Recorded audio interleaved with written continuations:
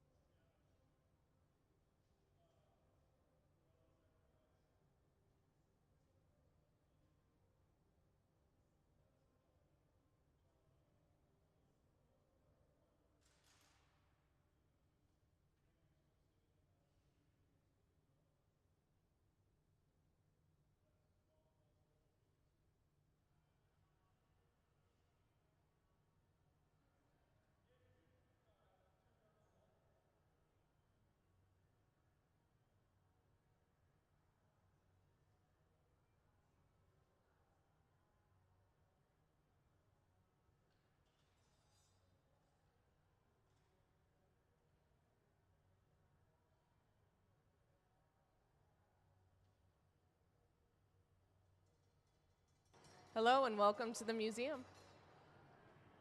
Right now they're doing some warm-up cup making. They're doing twisty cups, which is essentially when the ribs are going along the glass. They use an optic mold to create those ridges, and then they twist them up.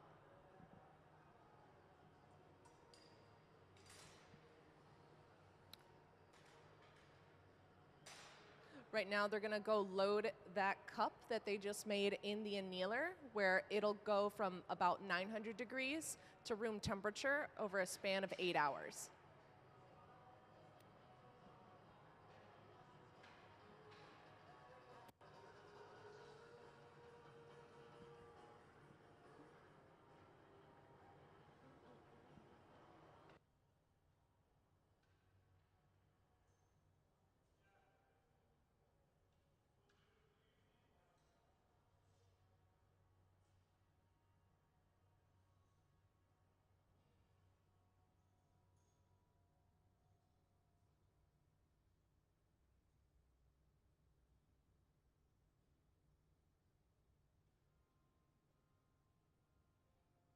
So Ben just took a gather of glass out of our furnace. Our furnace runs at 2100 degrees. Although the glass looks orange when he first comes out, it is clear.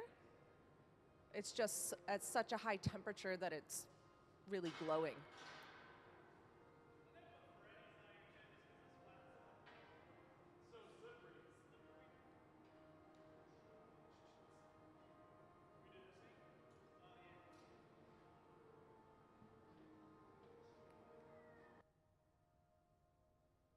Right now, Ben is using what's known as the marver to help cool the outside of the glass.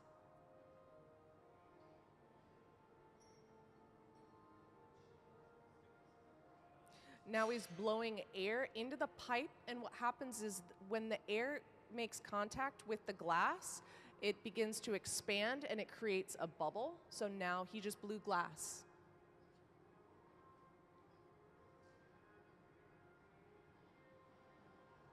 He's cooling the tip using the marver to help shape it up.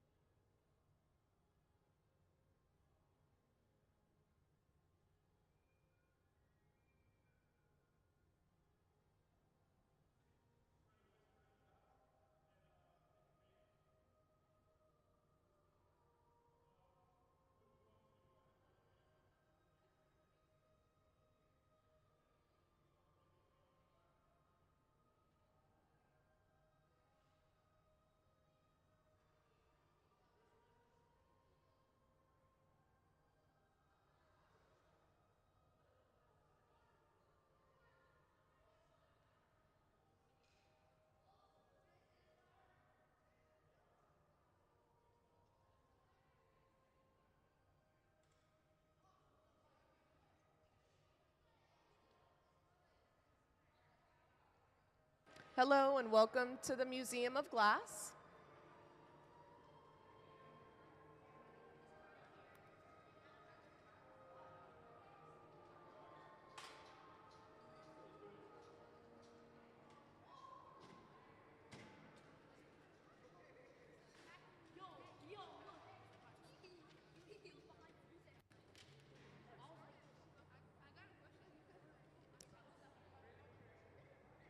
How is everybody doing today? Awesome. Happy to hear it. So right now, the Museum of Glass Hot Shop team is making a very fancy cup. Nick is bringing over a wad of molten glass and they're adding it to the cup base. Gabe is using kind of a gear making tool in order to add a pattern.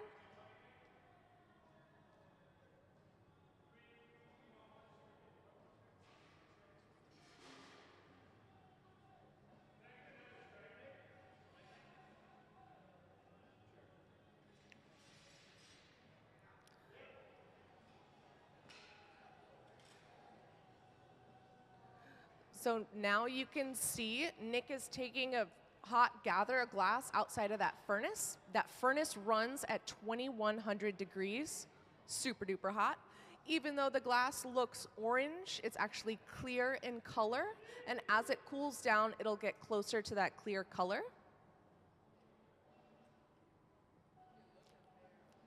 Now they're adding more of that texture onto that base.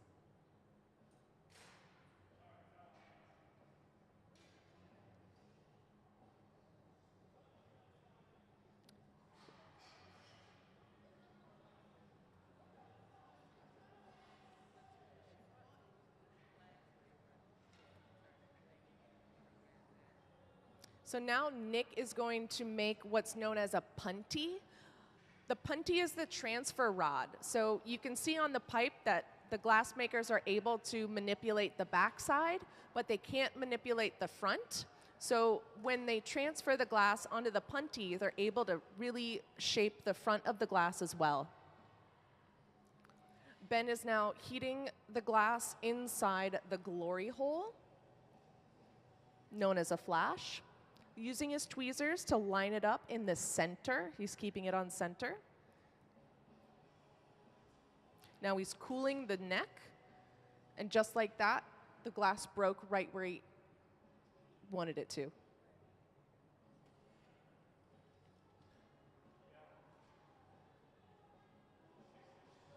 So you can see that he's constantly spinning that pipe.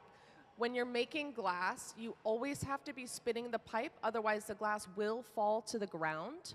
You also have to be working the glass in a range of temperature between 900 and 2100 degrees. So the whole time that glass is super hot.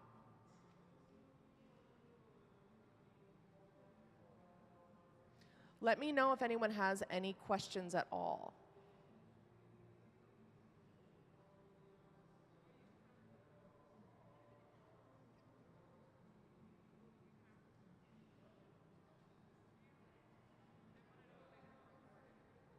They want to know if they can record it?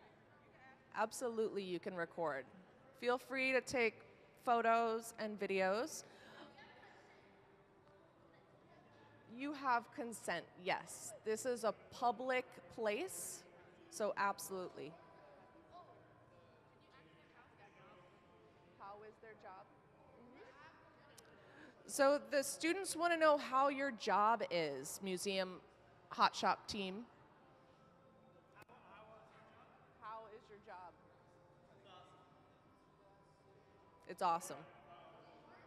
It's very hard.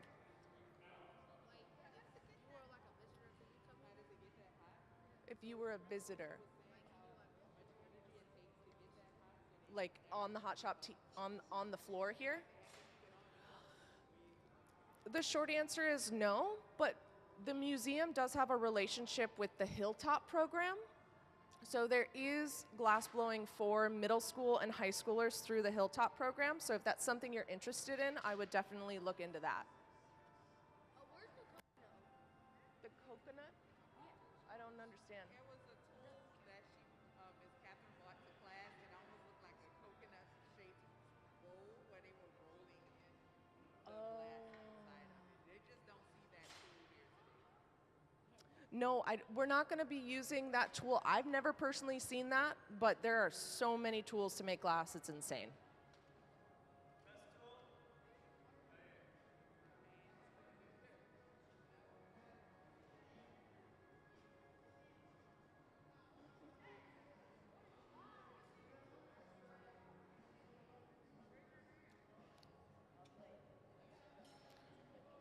So now Ben is opening up that vessel. You can see he's using those steel jacks in order to shape and manipulate the glass.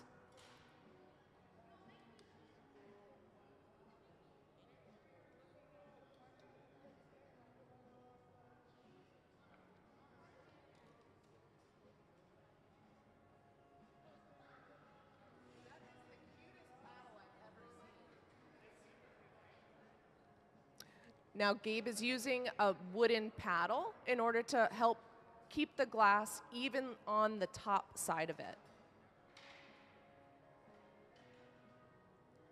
Yep.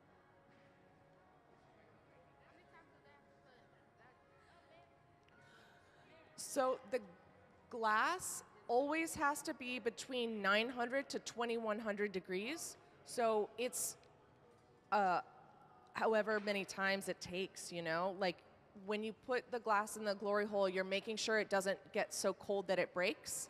So they have to constantly be putting it back in the glory hole, getting it nice and warm, otherwise it'll just shatter.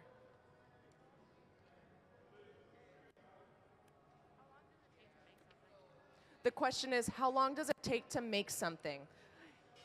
That depends on what you're making. You know, the cups that they're making right now take about 15 to 20 minutes. After 30 years of experience, right? So if I were to make a cup, it would take me an hour. I have less experience.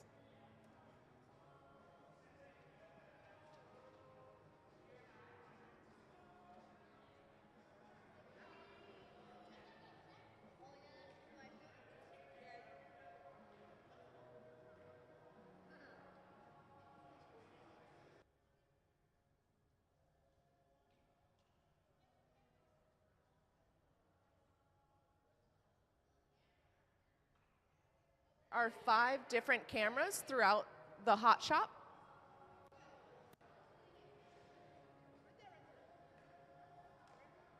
So now you can see Ben is taking another hot gather out of that furnace. That furnace holds 1,000 pounds of molten glass. Can I have the furnace slide, please? So this is what the inside of that furnace looks like. There is a big bowl holding that 1,000 pounds of glass. The furnace runs at 2,100 degrees, and it's powered by natural gas and forced air. Thank you. So we're just going to keep making cups.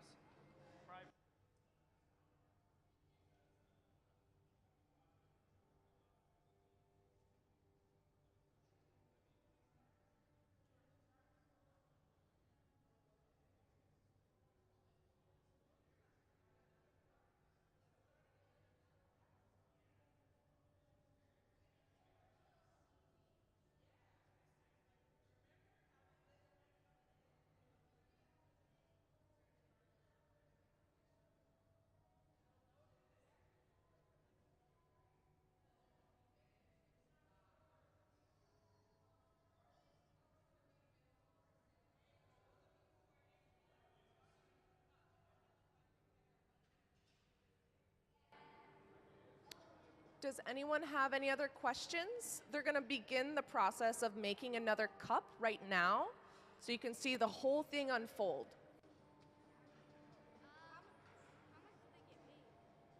The question was, how much do glass blowers get paid? And it depends on how good you are.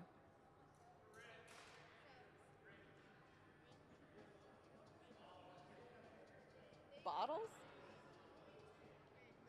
Oh, is that what he said? They are. No.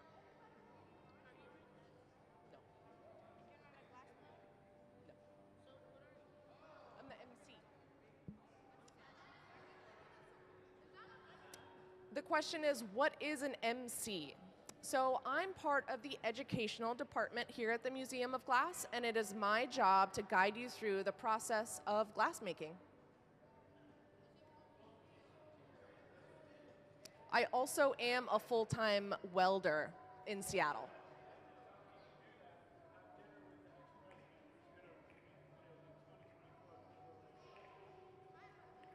Any other questions?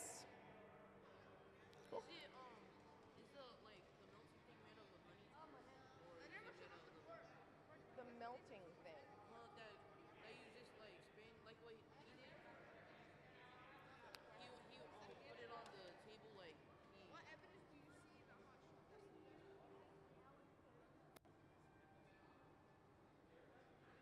Talking about this? So, although the glass has the consistency of honey, it is glass. So inside that furnace is molten glass. So everything.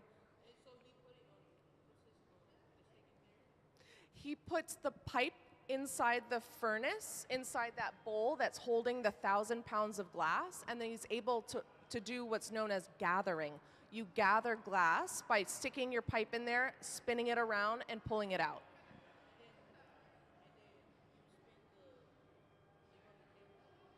Yes, so what you're referring to is cooling the glass on the marver. The marver is the big metal table in the middle of the hot shop.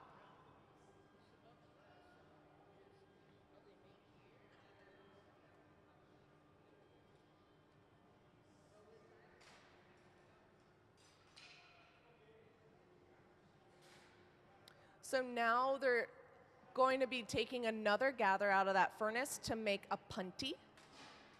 Remember, the punty is the way that we're able to shape the glass on the other side of the pipe. It's how we have access to that side.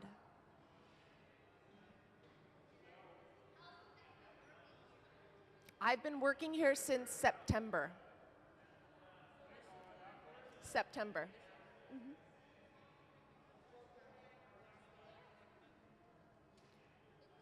Oh, they're making the tracks again. Yeah, so they're bringing a hot bit of glass and then shaping it using that gear maker.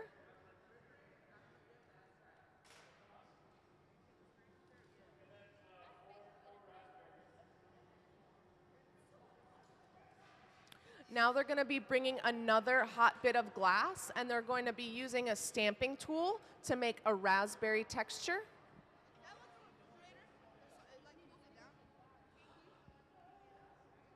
The question is that big black thing a refrigerator? No, it's actually an oven. The oven is how we slowly bring the glass to room temperature. It starts at 900 degrees, and over the course of about 8 hours, it comes to room temperature.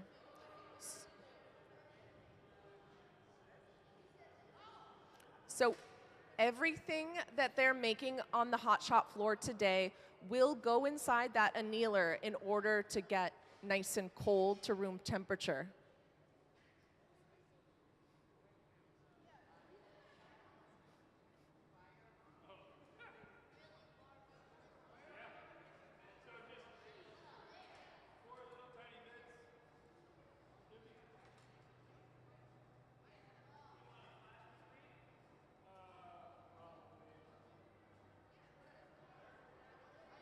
So Ben just used what's known as diamond shears in order to cut the glass off the pipe.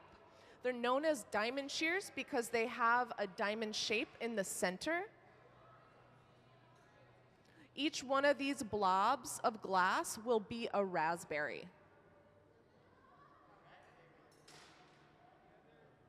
Now he's stamping it in. You see how that happens? So it's super hot, and then he's got that brass-tipped stamp, and he shoves it on there, and then bam, it's a raspberry.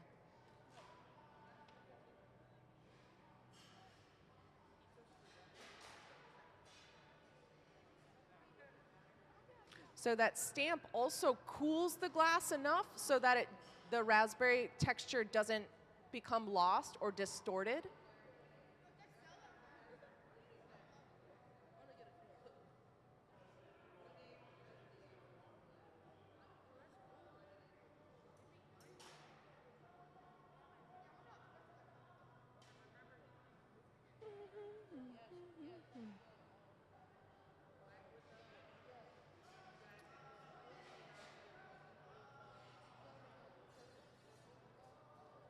So it's really important for you guys to notice the most significant thing happening on the floor is that that pipe doesn't stop turning. You have to constantly be turning that pipe. The turning of the pipe allows the glass to remain on center. If the glass weren't on center, it would be all wobbly and it wouldn't look good.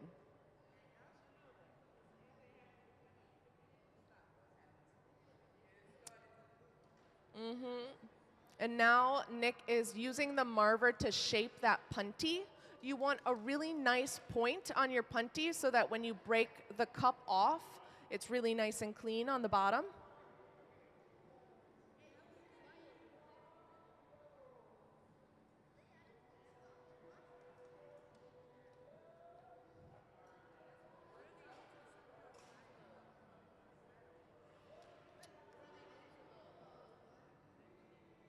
So what you just saw was the process of moving the piece of glass from the pipe to the punty, and he used the tweezers in order to keep it on center and really make sure that he puts the punty right in the middle of that cup.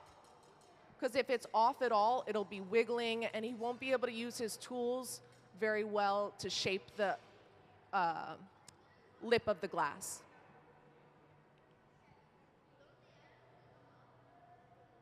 So now he's got to heat the front of that piece in order to open it up using his jacks.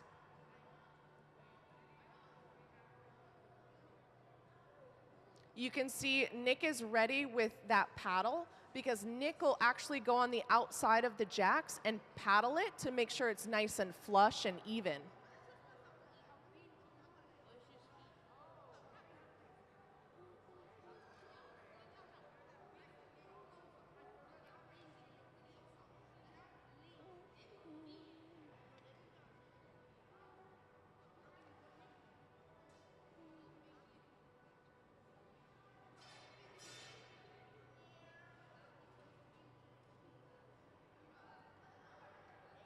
So here it is. Here's the move.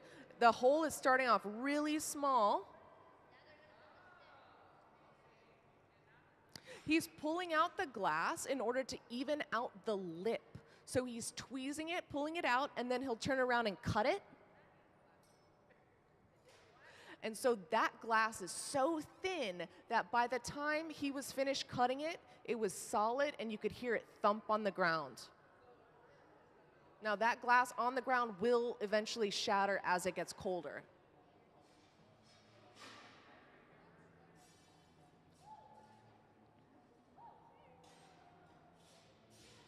Now he's using what's known as a soupietta.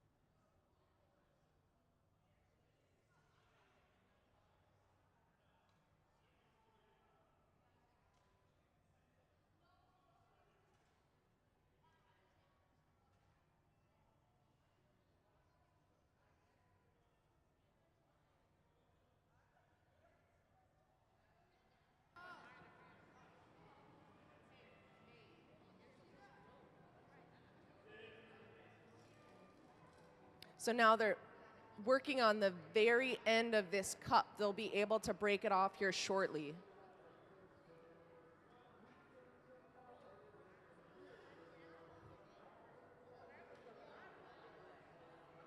Yep, so you work actually backwards. So you make the bottom first, and then you punty, and then you can do the top. So now they're finishing the part that you drink out of.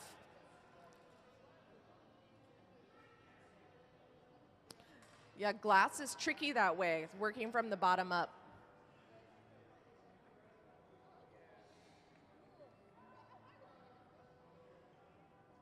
Now, because that glass is so thin, it cools super rapidly. So that's why he's having to constantly heat it back up in that reheating furnace. What happens if you leave the glass in there for too long? The question was, what happens when you leave the glass in the reheating furnace too long? It'll become really molten and really gooey, and it'll fall apart, essentially. It'll cave in on itself because it's so thin.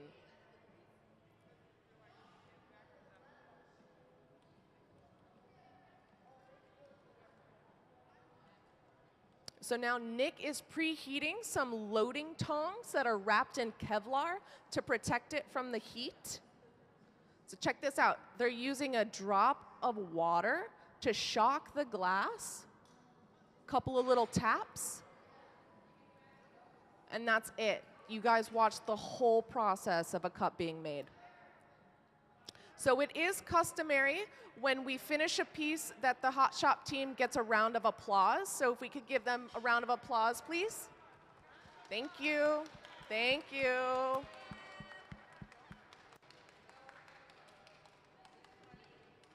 You guys have a great rest of your day. Thanks for coming to the museum.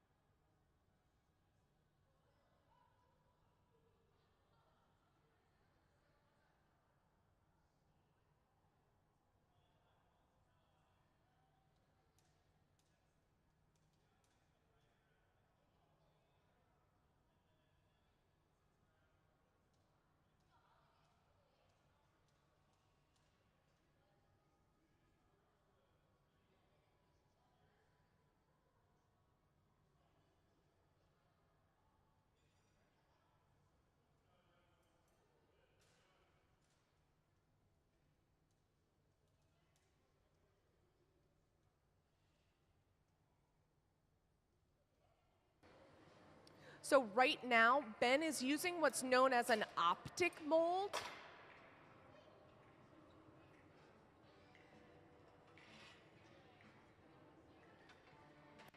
So this is an optic mold.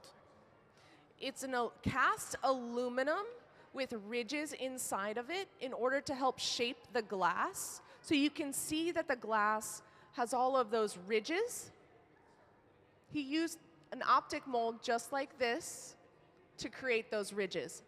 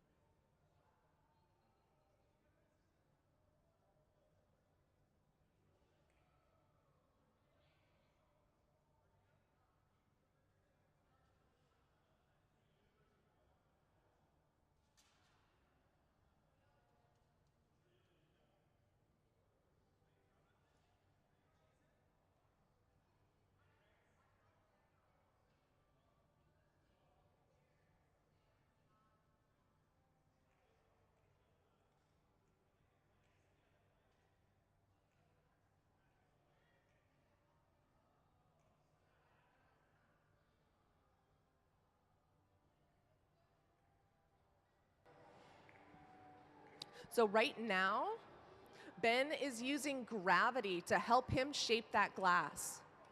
So using the centrifugal force of spinning that pipe, he was able to elongate the glass to help it get closer to the shape he wants in the end.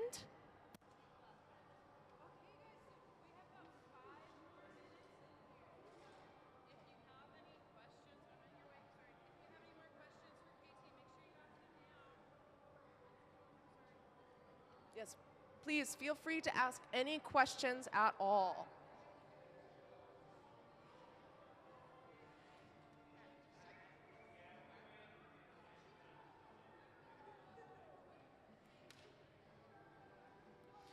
So remember, we have to shape the glass from the bottom forward. So right now we're working on the bottom side of the glass.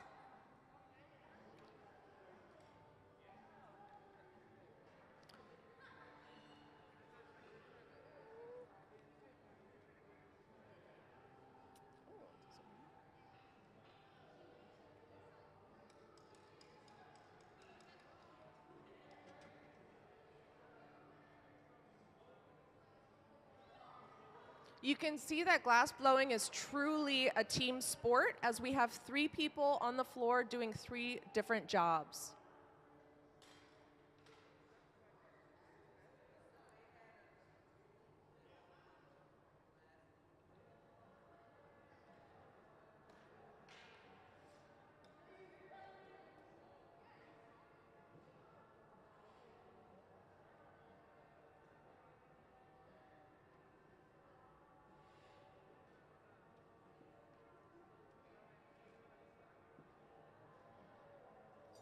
Does anyone remember what this is called? What is Nick making? Awesome. That's right, it's a punty.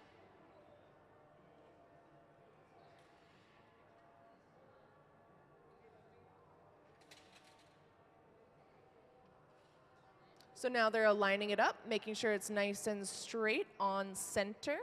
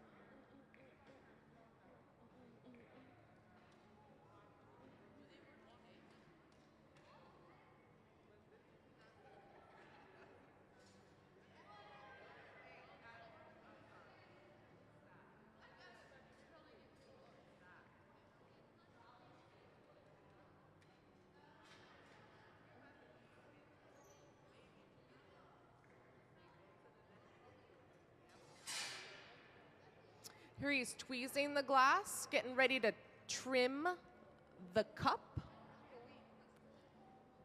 You see how the glass is really moving around when he's cutting it? It's because it's very nice and thin.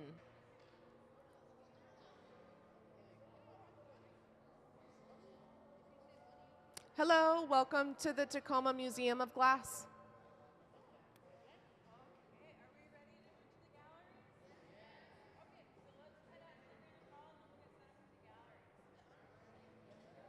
You guys have a great rest of your day. Thanks for coming in.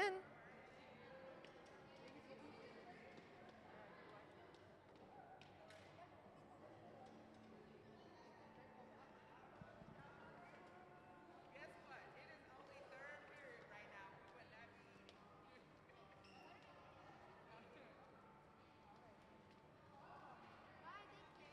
Bye. Thanks for coming.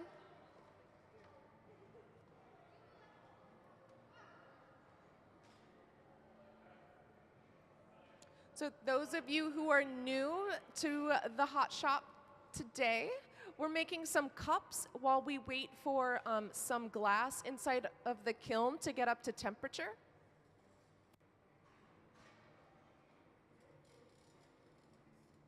Right now, Ben is finishing up his third cup of the day, using a drop of water in order to tell the glass where to break off, make it really nice and clean. And just the vibrations from hitting that punty allow the glass to break off.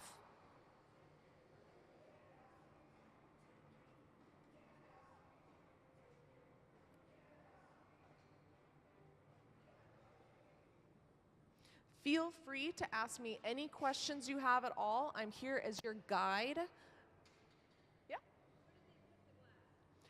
The question was, where do they put the glass? So that big black thing is what's known as an annealer. And the annealer takes the glass from about 900 degrees to room temperature over a period of 8 hours. When glass is made, it needs to be annealed so that it doesn't shatter. Glass is very temperamental. If you let it cool too rapidly and it doesn't go through the annealing process, it will shatter and break.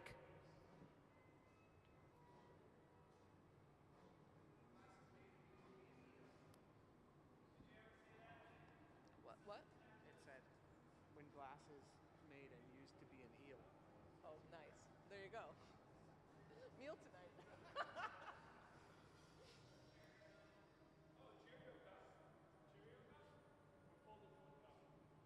Folded foot cup, please.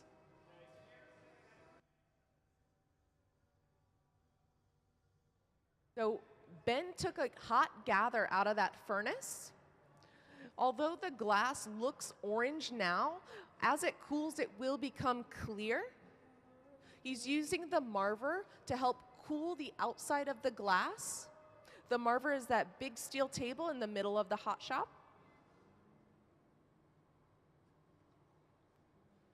So you can see the glass that's closer to the end of the pipe is getting closer to that clear color, while the end that has more mass of glass is still that bright orange.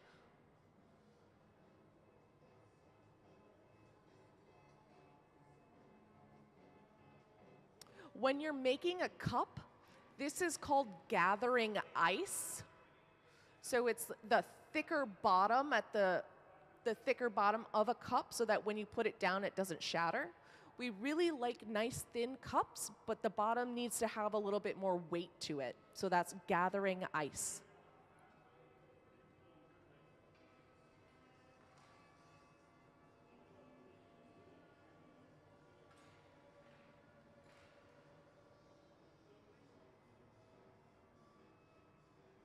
Now he's pulling the glass with his diamond shears in order to elongate it while Gabe was blowing so that it still was inflated.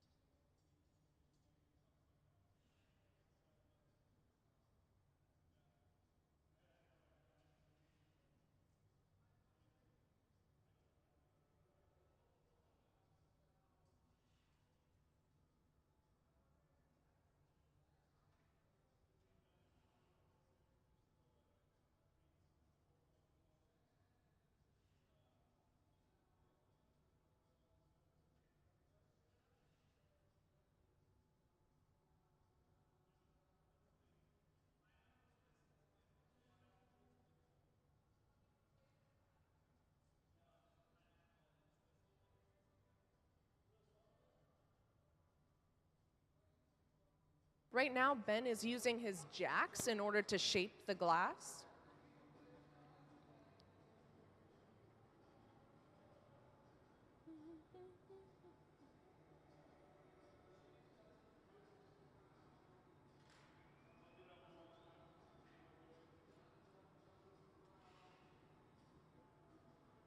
So that glass needs to stay above 900 degrees. So the entire time they're working the glass today, the temperature range is between 2100 at the top end and 900 at the bottom. And you can see that the glass is so thin now, it is that optically clear color.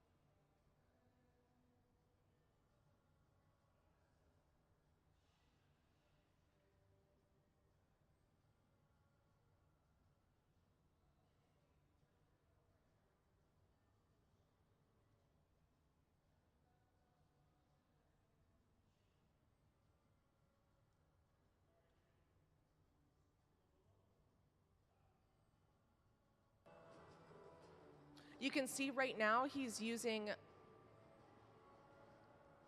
his paddle in order to fold the bottom. So he compressed it and made that nice ridge.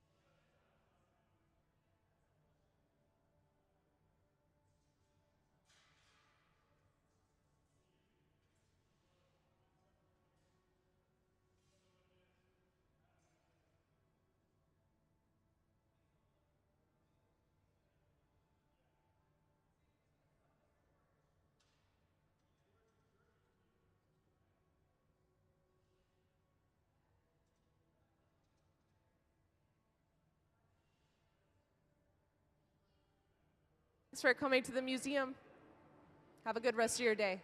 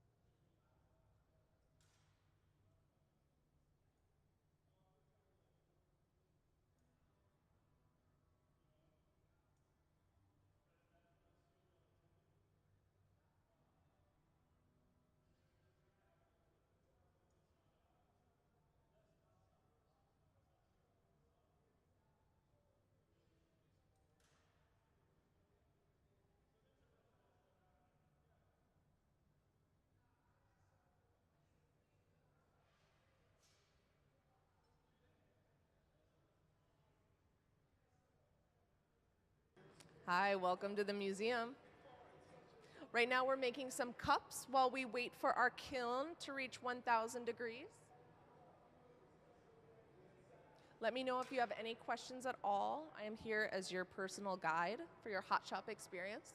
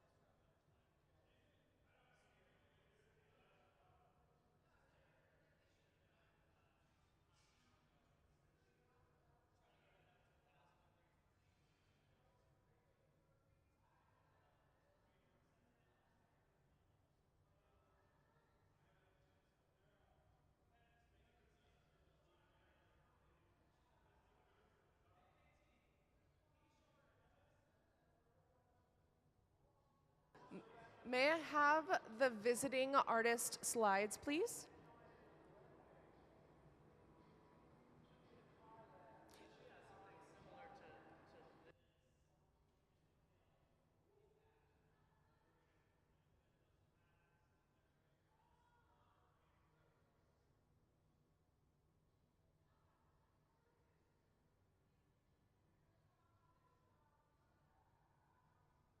The color at?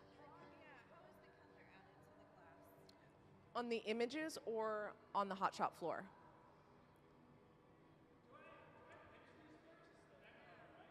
So I'll talk about the images first because they're both very different. So the way that the coloration is achieved, the kind of spontaneous colors, is you have two sheets of glass, and in between those sheets of glass, you have leaves or receipts or objects from everyday life that are then vaporized in the heat of the kiln, and the glass, as it melts, captures that carbon, and that's what's creating the color. It's soot and ash. on the hot shop floor, although the glass looks orange in color, it's actually clear. Thank you for the slides. So as the glass cools down, it becomes closer to that final color, which is clear. You can see on the pipe side, it's still that orange glowy because it's warmer. There's also more glass mass.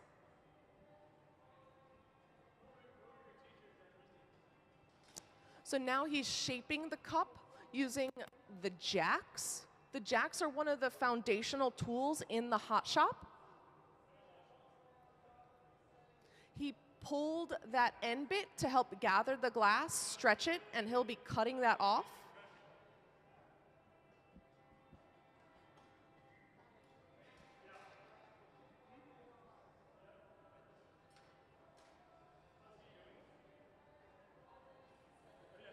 So you can see that as the glass is outside of that reheating furnace for longer and longer, it does get a more dull red at the pipe, and it is clear.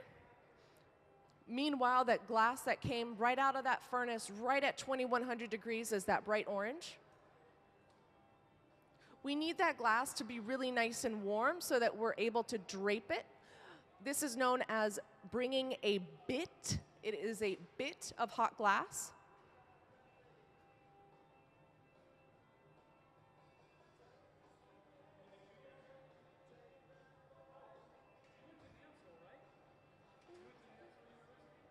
Do let me know if you have any other questions. I'm just here.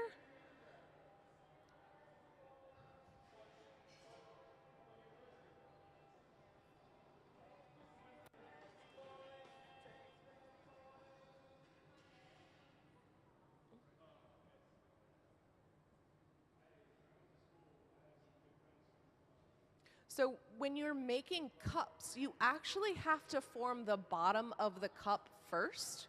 So everything you see here will actually be the bottom. The part that you drink out of is actually still attached to the pipe.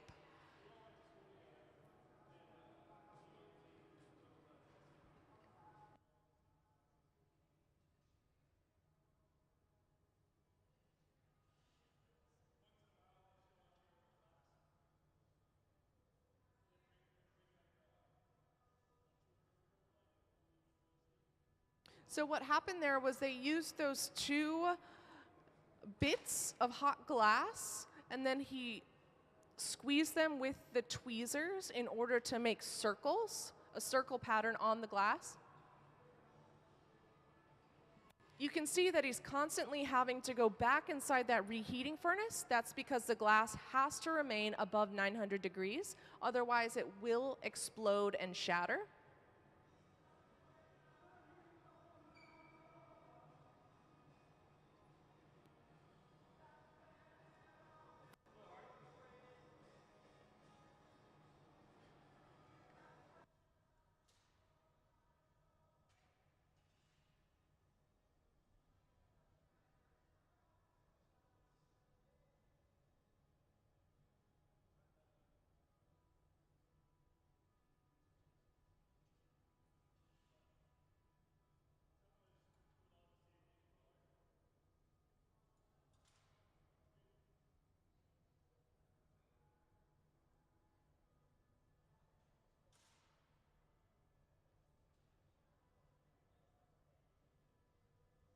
Just so you guys know, there are blueprints and another view of the hot shop up here. You are totally able to walk around, check out what the cone looks like in its architectural form.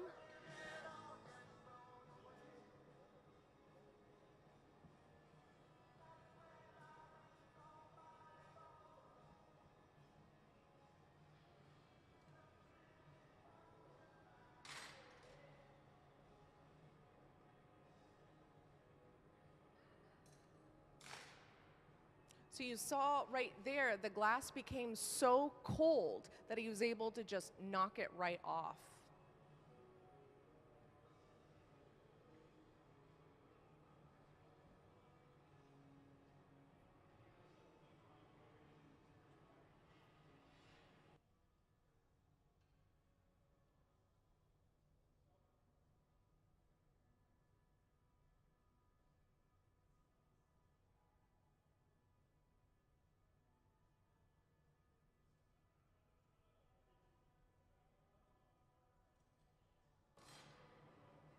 Feel free to take photos or videos. It's all good. Everything's on camera anyway.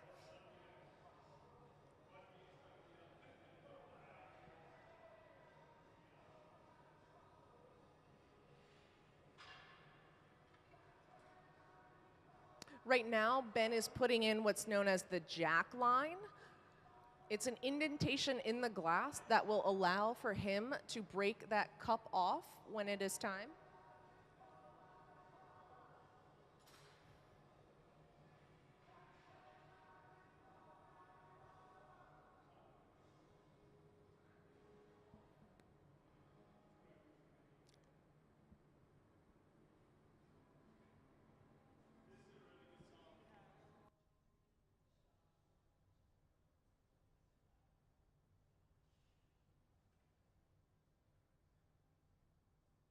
Question was in reference to something like the ornaments in the gift shop, how that color is applied to the glass. Glass color comes in 3 different forms. One is color bar, a concentrated solid chunk of color. The next is frit, which is basically the color bar broken up into little pebbles. And then it's glass powder, which is those pebbles crushed even more. So it's just finer and finer particles of concentrated glass color. We have a distributor up in Seattle called Olympic Color Rods that sells glass from Germany. There are 3 major brands: Reichenbach, Gaffer Glass, and Kugler Color. They all sell those 3 varieties of glass. So when the glass is molten hot, you can pick up the color bar, the frit, the particles, or the powder on the surface of the glass, and then you blow it up, and then the color is just on there. No color will be used for these cups here today, as they are purists and want clear glass. How does he keep them uniform? The question is, how do we keep the glass uniform? And that's all based on the size of the rod that he's using, the size of the gather, like the amount of glass, and then about 30 years of practice. So right now, remember, he's working from the bottom forward, so he's putting the bottom in the cup. You can see that there's a thick spot right in the center of that. That is so that when the punty is applied, there's some meat and the glass won't shatter.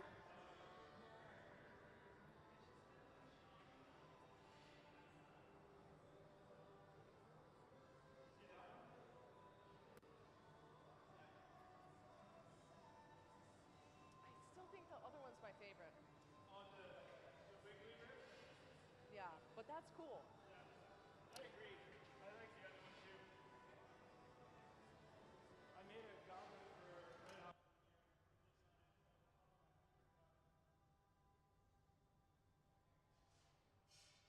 So right now, Nick is bringing over what's known as a punty. It's our way of working the glass from the opposite side. We need to transfer to a punty in order to shape the glass that's now attached to the pipe.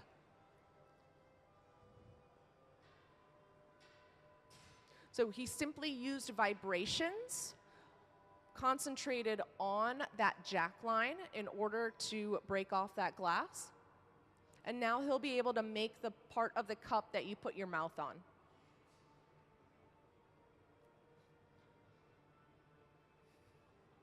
Right now he's using the tweezers in order to make sure that his glass is on center. The punty is still warm enough that when you apply the tweezers on the inside of the cup, you're able to make sure that it's spinning consistently.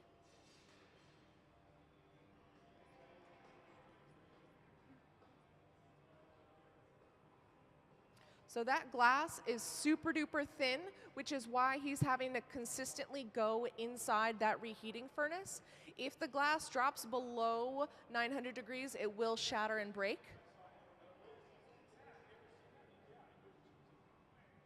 So is getting the front of the cup warm enough so that he will be able to stretch and manipulate that glass, and then he'll be trimming it to make sure that the lip is a consistent thickness.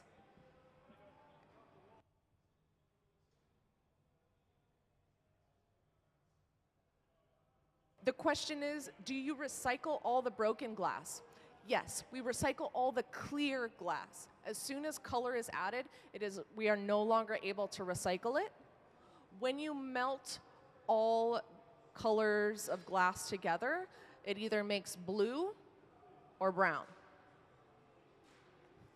So when the glass is melted, turned into, let's say, a cup, and then shatters or something like that, it is now cullet.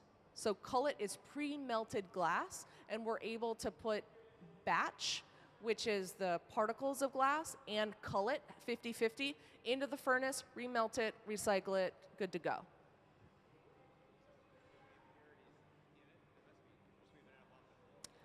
At 2100 degrees, they all burn off.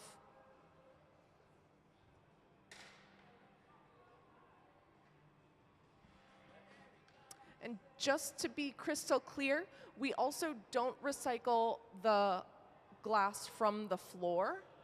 We recycle the glass from what's known as the strip-off bucket, which is a bucket of pure glass. When we take a gather that's a little too large, we'll go into the strip-off bucket, so it's just in water.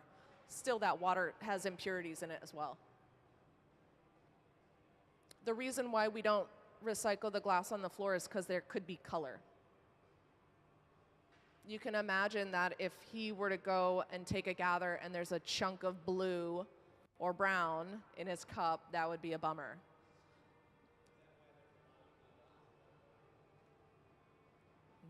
It's also a very popular color. Can we go ahead and play the furnace slide, please? So this is what that furnace looks like. It holds 1,000 pounds. It operates with forced air and gas. And we run it 24 hours a day, 7 days a week. We also have 2 furnaces. So when one furnace is being what's known as charged or refilled to that 1,000-pound capacity, we're gathering out of the other. You can see that this one has a handle while the other one doesn't. So we know that we are not gathering from this furnace. It's now fining out the glass is the technical term. Thank you.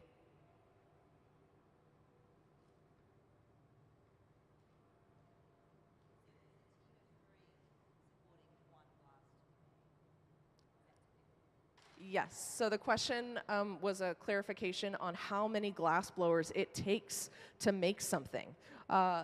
We could have up to 7 people on the floor. You can see that there's glory holes, 3 different holes, so you could have 3 different stations all working on essentially the same thing, depending on the complexity.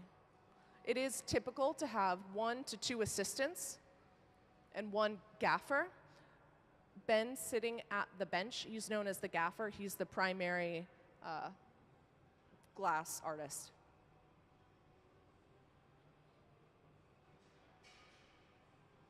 There are some glass makers that blow glass solo, but it just makes everything take a lot longer.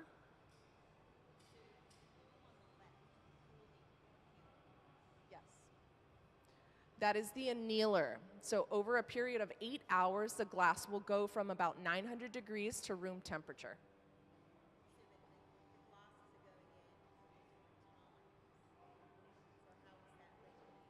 So the 900 degrees is perfect. The glass is warm enough to not shatter, cold enough to not change. So now it's at a constant. And then when we're done blowing glass for today, the whole annealer will be sent down, is the technical term, and everything will come to temperature altogether. It can sit at 900 for indefinite. And some of the larger glass sculptures, if you were able to see Alfredo Barbini's solid chunks of glass in our galleries, those could have been in an annealer for a month or so. The thicker the glass, the longer it needs to be in an annealer. These cups are so thin, there's a chance you wouldn't have to anneal them, but why risk it?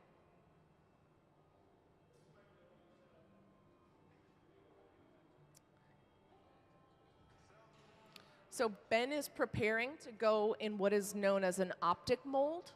It's a cast metal object that puts a pattern in the glass.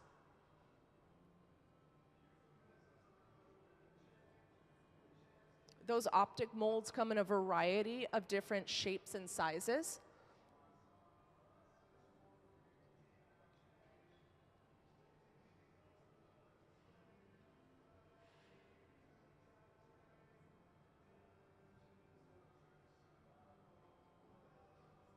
So he's blowing air while he's in that optic mold to really put a lot of pressure.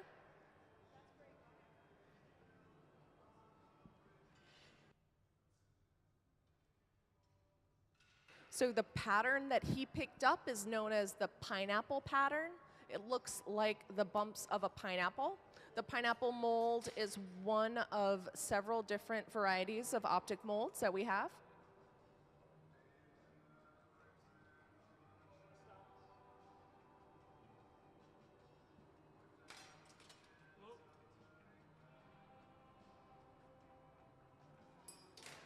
So what he did there was he used his diamond shears to hold on to the end of the glass, and that made a point of friction so he could twist all of the lines that were once straight.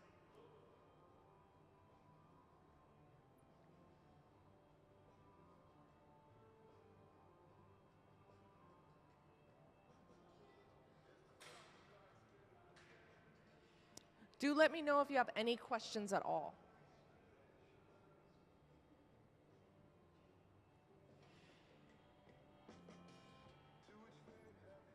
Right now he's using the jacks to reinforce his jack line. That jack line is where the cup will break off when he's all done.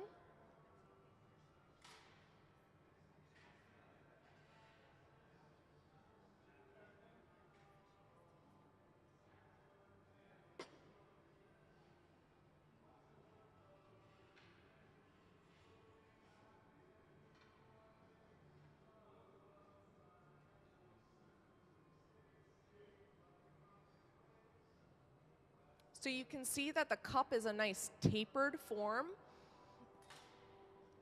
That's because he's making the bottom of the cup right now, and he wants that jack line to remain really small and really tight so that it doesn't get out of control when he moves the cup onto the punty.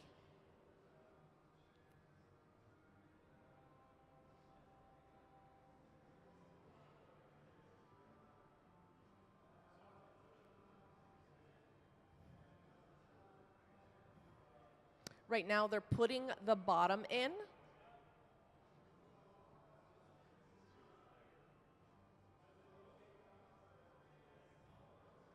So right there, he used the straps of the jacks, that's the technical term, in order to make a concave indentation at the bottom of the glass. When a glass is perfectly flat, it does not sit flat. It'll wiggle wobble. So we put a concave shape on the inside so that it sits flat on the ridge. And right now, Nick is shaping that punty. We want to make sure that the punty is really nice and sharp with a nice peak so that when we break it off, it has a nice clean point.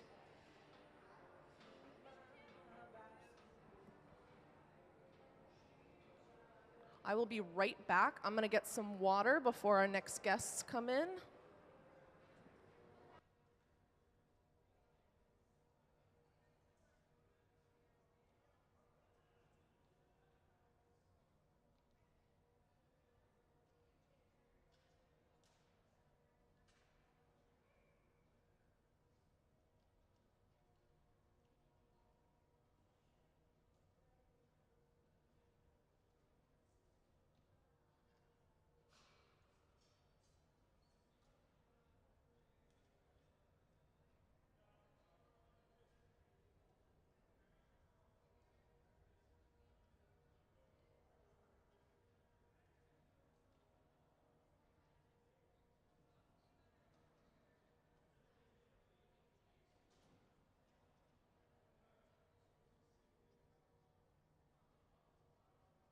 Hello and welcome to the Tacoma Museum of Glass.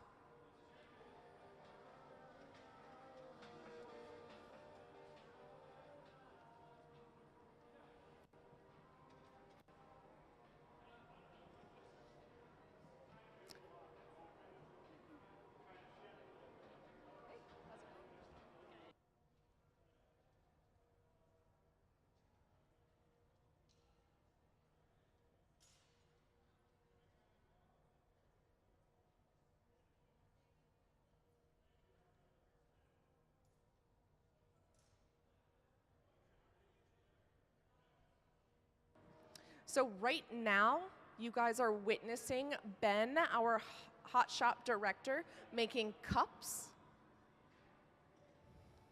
He's finishing up a cup right now. He's opening up the part of the cup that you put your mouth, and he's already finished the bottom of the cup where you put it down on a table. He's using the jacks in order to open up that cup.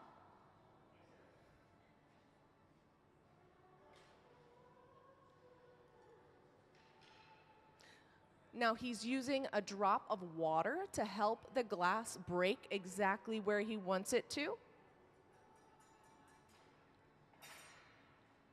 And now Nick is using what's known as loading tongs that are wrapped in Kevlar in order to protect the glass, to load that glass into what's known as the annealer. Over there, Gabe is ready to open up that annealer door. The glass will stay inside that kiln, inside that oven, for about 8 hours. It'll go from 900 degrees to room temperature.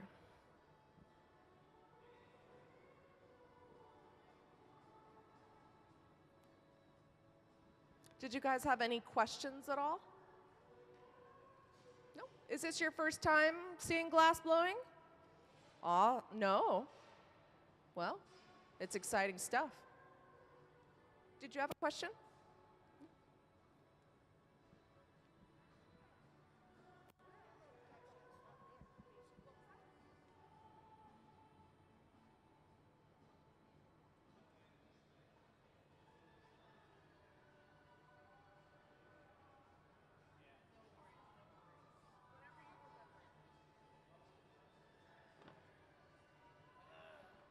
So it's not a freezer, it's actually the opposite. It's an oven. So it's 900 degrees.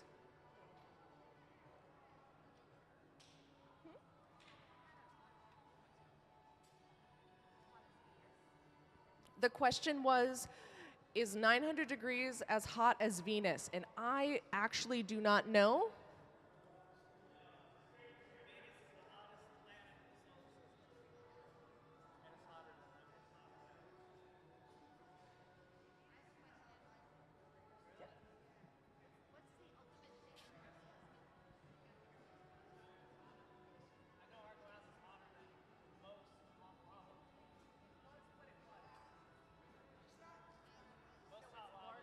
At the bottom.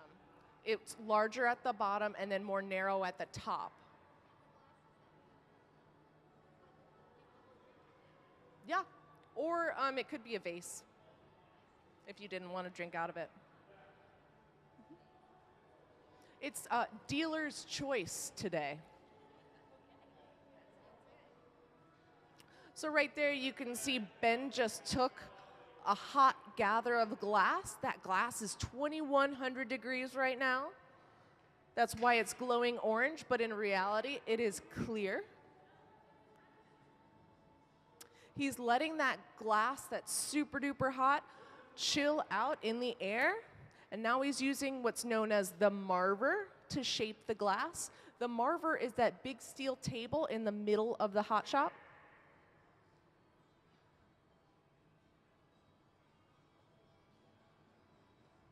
Now he just put a puff of air in that pipe, and as that air gets contact with the hot glass, it expands and it starts to form a bubble. So now that is a hollow piece of glass. There is a bubble inside there that he is shaping on that marver.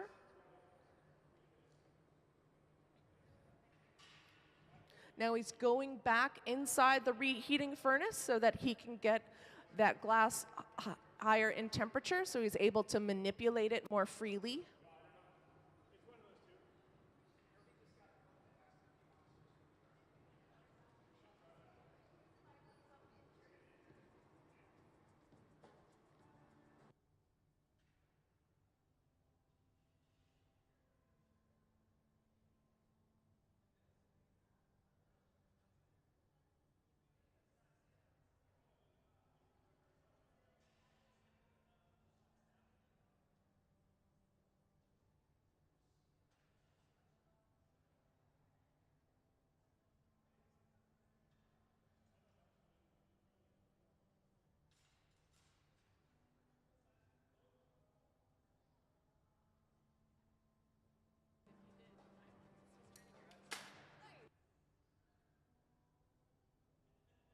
Right now, you can see the very end of that glass. There's a nice wad of molten glass, so it's closer to that orange color.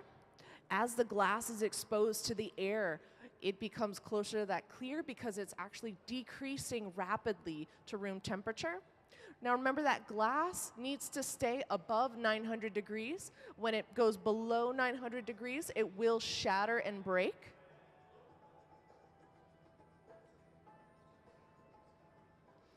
You can see those ridges on the glass. Those were made by using an optic mold.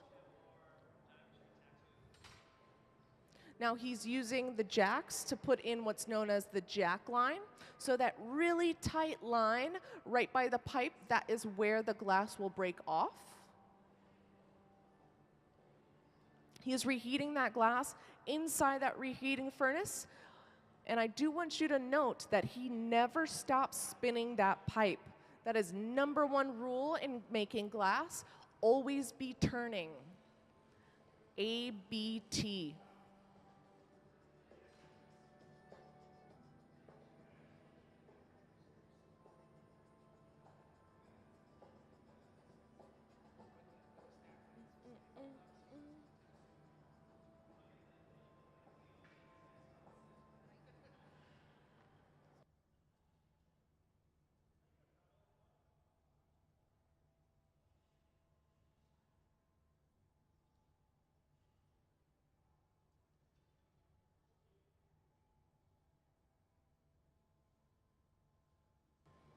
So what will happen if the glass got too cold is it'll break off the pipe, and as it falls to the concrete, it'll shatter. If it's still hot, then it won't shatter because it has to be solid in order for it to shatter. And when it's hot, it's still malleable and you're able to shape it.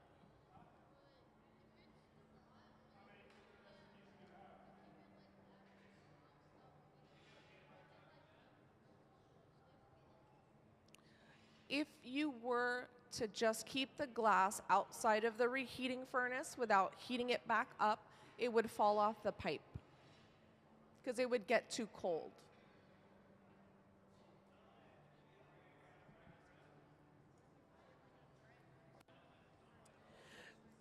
The question is, what if you put the glass in a giant freezer? It would just shatter.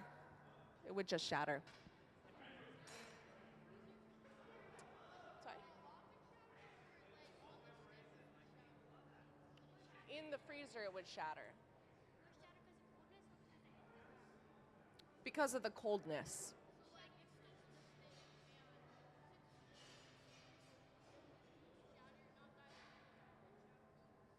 Either way. Either way. There's many, many, many, many ways to break glass.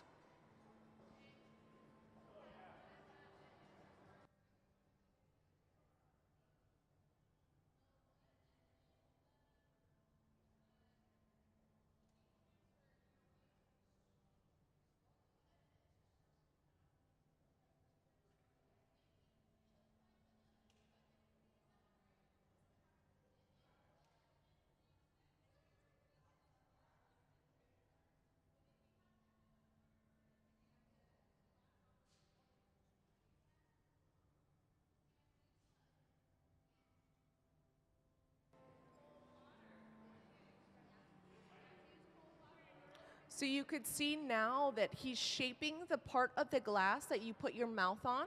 So it's starting with a very small hole, and he pulled the glass with the tweezers, and now he's trimming it in order to make that glass really nice and consistent.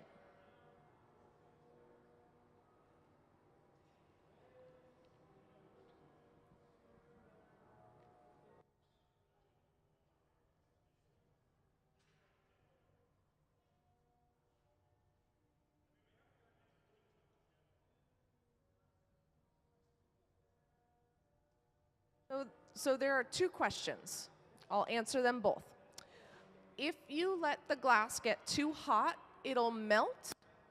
And so what'll happen is that opening that we have that's really nice, it'll melt in on itself. What happens when you put glass in water? It does something called crackling. So it gets a lot of stress fractures really quickly, and it creates a pattern. Yeah, that's how people who ship glass, that's how they get like that crackle effect. Yes, so that's how crackle is made. One way. There are other ways to make crackle. So right now you can see that he's using the jacks in order to open up that cup, while Nick is using a wooden paddle to apply pressure to the lip to make sure that it stays a nice consistent height.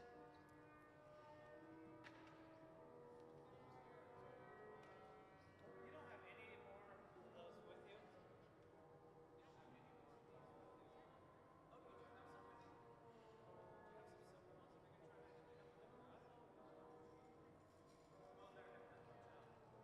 I can drive her.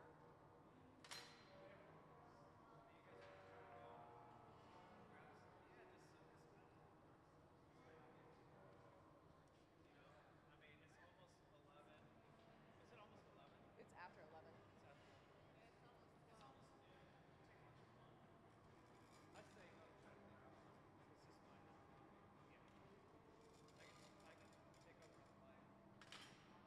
You guys want to go? Walk or Let's take my Just truck. drive Let's so go. you Yeah. can get it quick.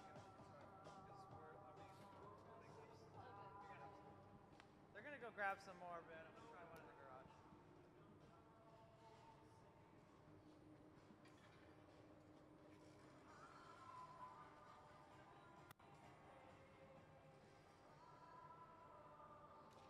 So we actually have a visiting artist this week, Jiemin Park, but we are making things that rely on this kiln being up to a temperature of 1,000 degrees. This kiln is having some issues, and it's kind of, it should have been up an hour ago. It's at 884 degrees and slowly crawling. So right now we're just making these tumblers just to kind of fill some time. So everything we make here, it needs to cool down in an oven really slowly. It cools, the length of time it cools depends. What's that? Oh, it's on my bench right there. It has to stay in this oven depending on how thick it is. So these things, they'll cool overnight.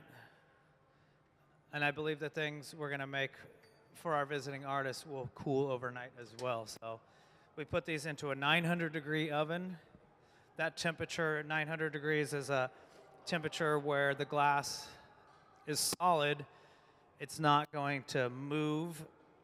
It's not going to break because it's too cold. If the glass gets too cold, it will break. So if we were to just knock that piece off, put it on the floor, it would break. It might break in 2 minutes. It might break in 2 years, but it will break. Can I answer any questions? What's up? What's that? Speak up. Will you be able to make your own glass? Maybe someday if you learn how to do this, yes.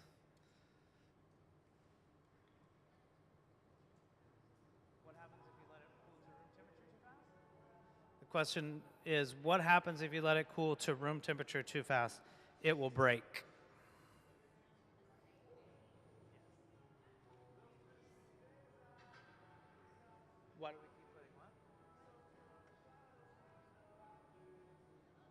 What would happen if we put our hand in the oven? The flesh would probably melt off of our skin and we would probably die of pain. Next question. You.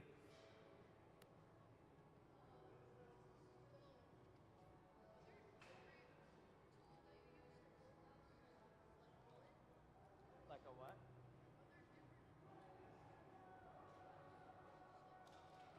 I couldn't hear the last part. Are there different tools to blow the glass like? The question is, are there different tools that we use to blow glass? There's many different tools. Can we go through some of the tool slides? We have the jacks. Let's see. It might take Chris a minute. The jacks are kind of the main thing. These are jacks. They are bladed tools that are used to cut in. They're used to shape the sides. That's kind of his main tool. Let's see, what was the next one you had up there? A block. A block is used to give the glass a nice kind of round shape. For what we're making right now, we're not going to use the blocks. Next. Newspaper. For what we're making right now, we don't use the newspaper, but the newspaper is the closest thing we can get to shaping the glass by hand. Next. These are called marble tools, so they are exactly what they sound like. They're for making marbles. Next. Is that all we have? We have some diamond shears, maybe? Here, I'll go grab my tool case and I'll show you guys.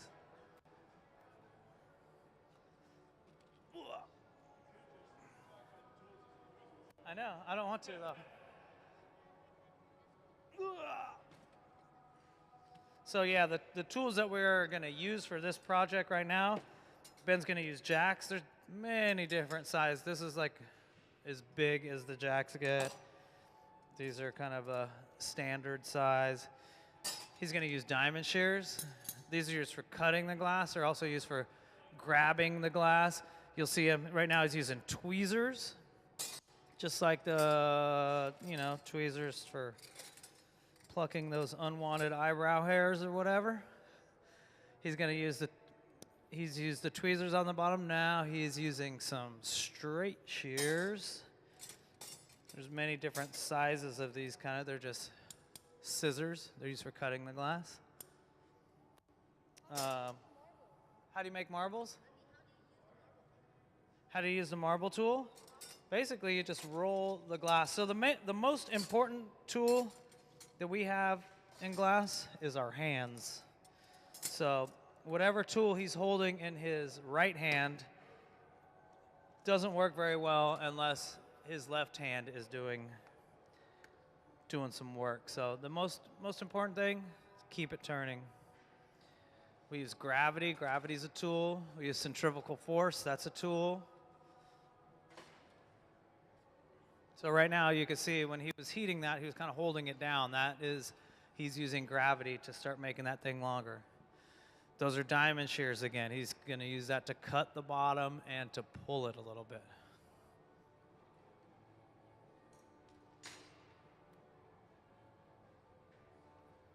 Can I answer any more questions? Who's got a good one? Give me a good question. Yes, sir.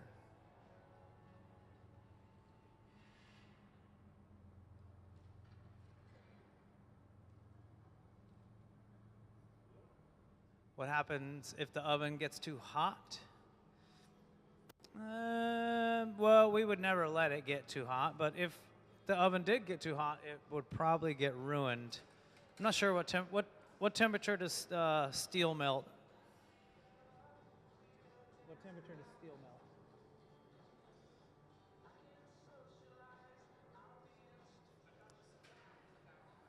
Yeah, I can't remember what temperature steel melts, but these furnaces where we're reheating, I'd say if we got that thing as hot as it could get, it would probably only get about 2,600 degrees.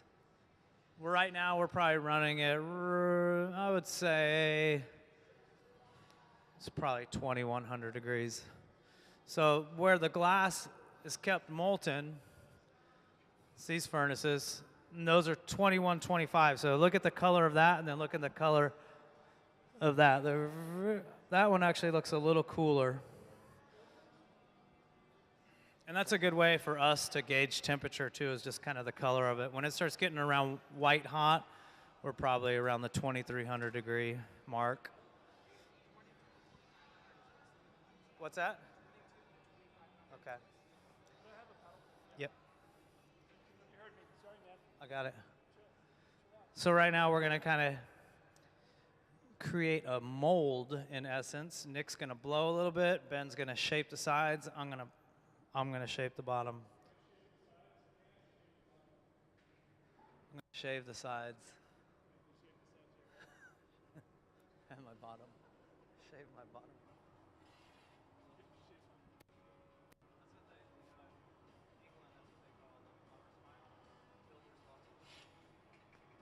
With the whisper, Nick. Whisper, Nick. Push. Everybody stop. Funky.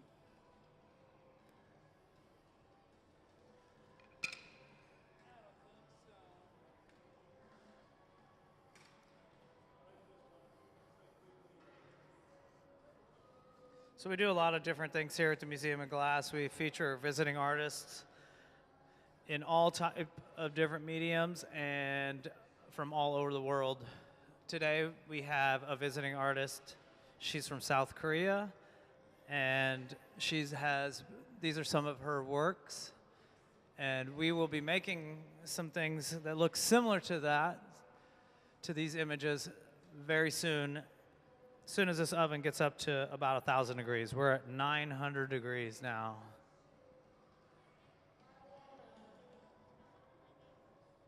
Say again? How hot can those get?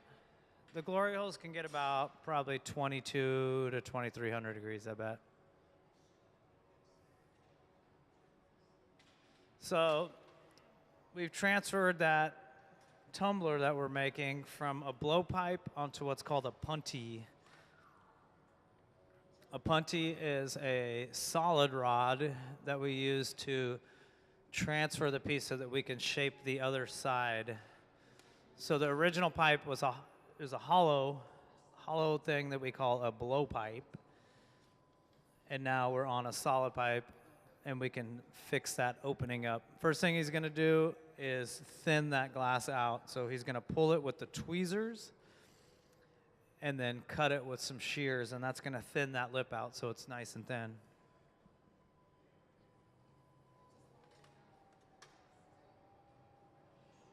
If anybody has any questions, just raise your hand. I'm not a fan of dried fruit. How about you? How do I feel about fried chicken? I like fried chicken. You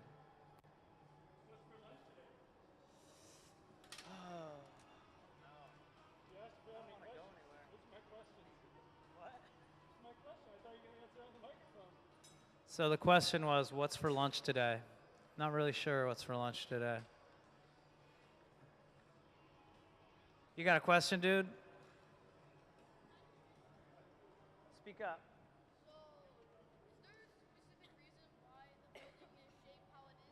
Is there a specific reason why the building is shaped the way it is? Is there a specific reason why the building is shaped the way it is? Yes. This building is shaped the way it is because the person who designed it looked at the history of this area. This Tacoma was known as a logging town, and along this waterway here, there were a bunch of these incinerators that look like this that were used to burn away sawdust and waste wood. So he took that as an inspiration, and that's what this cone is inspired by, is what was here around the turn of the century.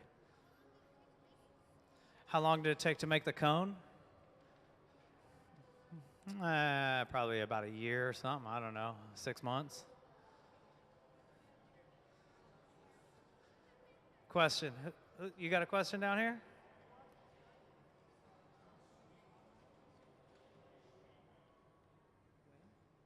When was the museum built? Is that the question? The museum was built in 2002. We just celebrated our 20-year anniversary. Yes. Has there been any accidents ever? A couple. Nobody's been seriously burnt here, I don't think. Most of the accidents that happen here, slipping and falling. Yeah, one time I saw these pumpkin seeds on one of the tables, and I was like, ooh, man, I want some pumpkin seeds, and I tripped over a piece of glass and I fell, and it hurt. There's not too many injuries that happen here. You might think, oh, they probably get burnt, they get cut a lot, but injuries that are most common here are the same kind of injuries that if you were sitting at a desk typing all day on a keyboard. It's repetitive motion injuries. Things like carpal tunnel, tennis elbow, tendonitis, that kind of stuff. So I think we're gonna just keep making tumblers until this oven is up to 1,000 degrees. You have a question? Yes. What is the best food to cook in the glory hole? Is it the s'mores or the steaks? It's definitely the steaks. So yeah, these glory holes are really good for cooking steaks. So at 2200, they're a little too hot, but what we do is we turn them off, and then we have a piece of equipment that's known as the steak orelli. That's the Italian name for it, and we make some really good glory hole steaks. Yep. Does that answer your question? Okay. I'm sorry? Yeah, we do cook in here. Here, I'll open this up so you guys can see. You could probably feel the heat from where you're sitting too. So depending on how big of an object we're gonna make, we can open these doors.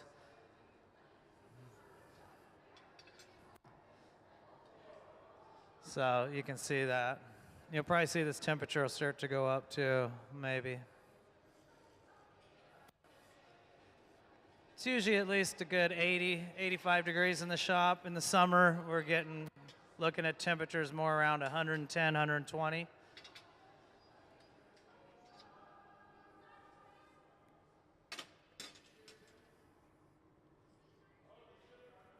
What are you gonna make, Ben?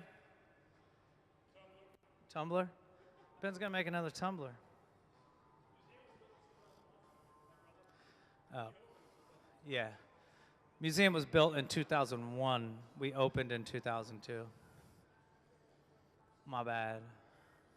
Yes. I'm sorry? Am I a Niners fan? I'm loyal to my soil, my man. Bang, bang, Niner gang, what's up? Are you? What? Bills Mafia for life. Okay, cool. I'm from the Bay Area. You guys have any other questions? Why is it called a glory hole? I don't know. Why do we cook steaks in there? Because we can. Why not? I have no idea why it's called a glory hole. We've tried to research this, and we have no idea why it's called that.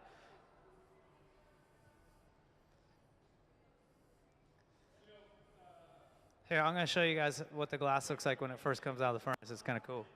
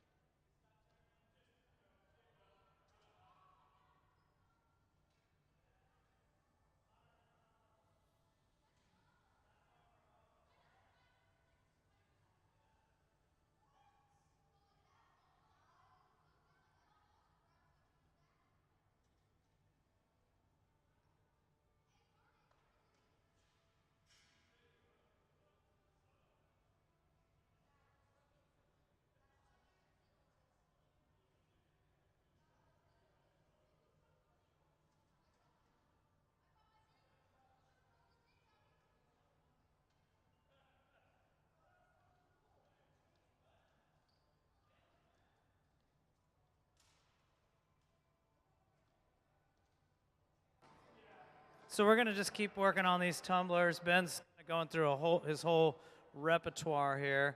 We're waiting for an oven to get up to about 1,000 degrees. Oh, somebody dropped their clipboard. There you go. There you go. Thanks. What's that?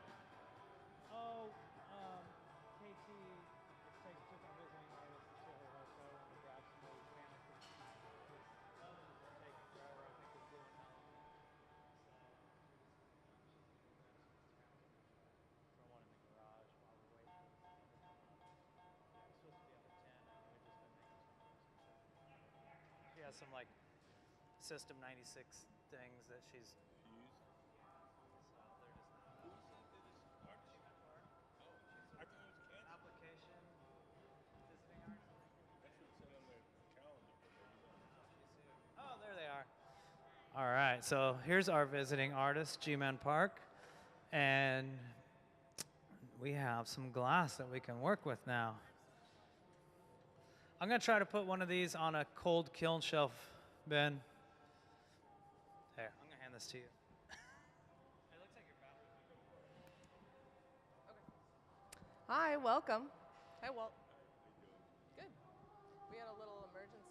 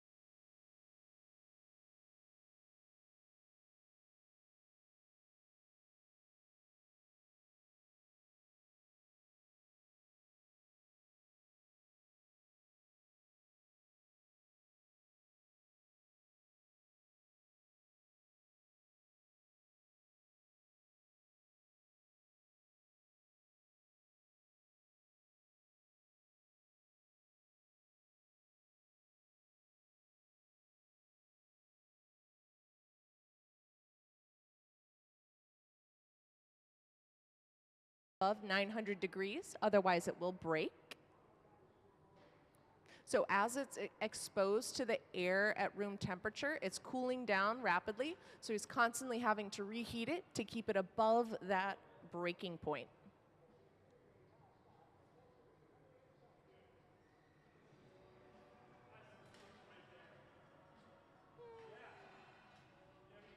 Thank you, Chris.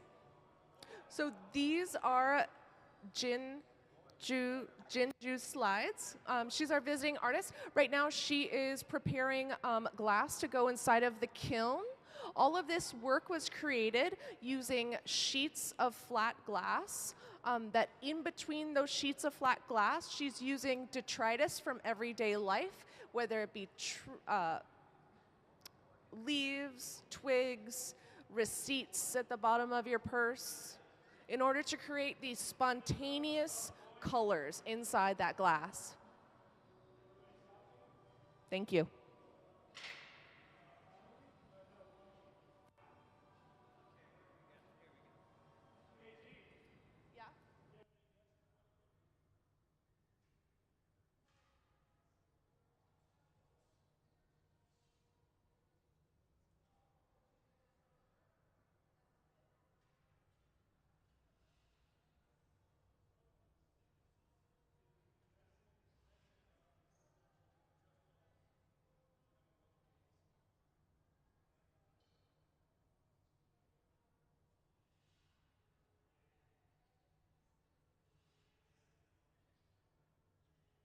Right now, Nick is forming what's known as a punty.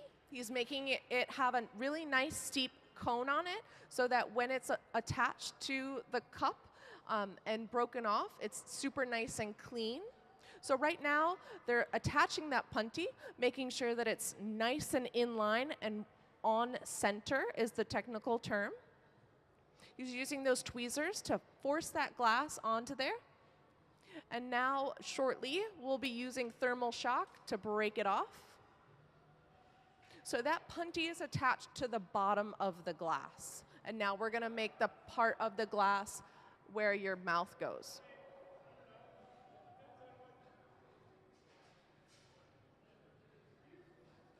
Meanwhile, Gabe is preparing those panels of glass from our visiting artists inside the garage. The garage is that big metal apparatus at the center of the hot shop. It's called the garage because that is where you park the glass. It's also where you bring the glass up to temperature very slowly. Inside that garage is what's known as a ribbon burner. It's a really nice and calm fire, unlike the fire that's used in our glory hole or our reheating furnaces and our gathering furnaces. Can we have the furnace slide, please? Up there you can see what makes up our furnace. Our furnace holds 1,000 pounds of glass inside a big ceramic pot. It operates through forced natural gas and forced air, and it runs 24 hours a day, 7 days a week. Right now he's using shears to trim the glass. This is to make sure that the glass at the end is nice and even. Just so everyone knows, you can also get another vantage point up on the back, and you can see the blueprints from our famous cone, our lovely cone here at the museum.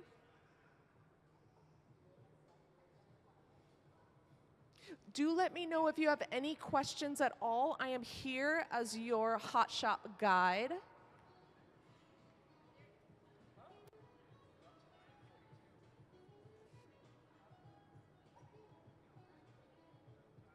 So the question is if there is specific types of glass for different objects, and the answer is yes. There is borosilicate glass, there's Pyrex glass, and in our furnace glass, this is what we call it hot shop glass, furnace glass.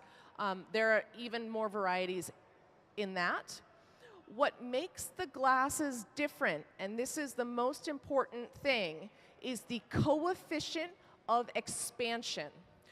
Different glasses aren't buddies with one another. So we have a coefficient of expansion of 96, and that refers to the amount that the glass shrinks and expands. Boro has a lower COE. It's more stiff, which is why it's incompatible with the glass we're using here. The specific glass we have in our furnace is called Spruce Pine Batch. It is manufactured in Spruce Pine, North Carolina, and shipped to us here in Tacoma.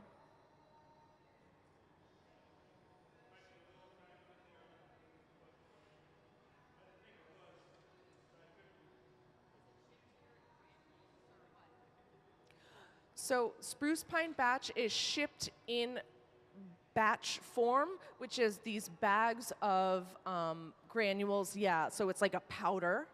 And then it goes through the process of melting down. In the glass world, we call that fining out. So you can see this furnace does not have a handle on it, while this furnace does. So we know that they're charging or refilling and fining out those particles in this furnace. And that's, just what we do at the museum. Not everyone is as fortunate to have multiple furnaces, so some institutions have to charge overnight. The problem with not allowing the glass to truly fine out is you can get particles that aren't fully melted, and those are called seeds. You don't like seedy glass.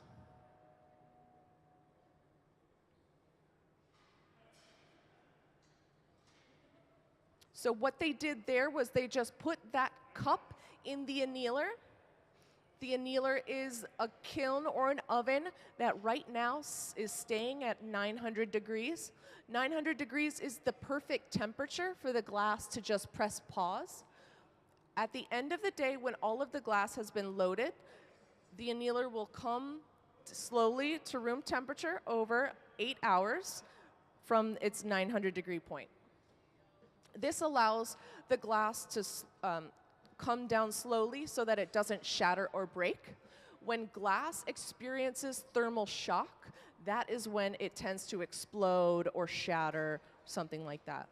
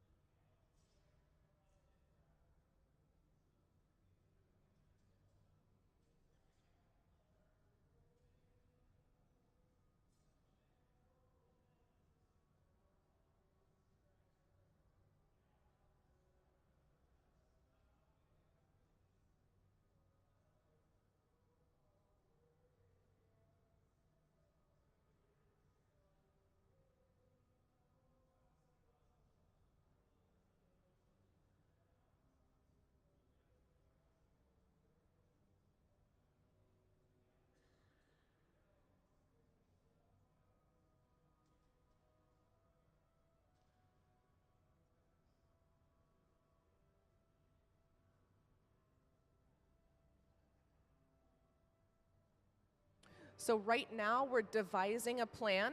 Inside this garage is one of the panels that our visiting artist, Jiemin, has made previous to her residency.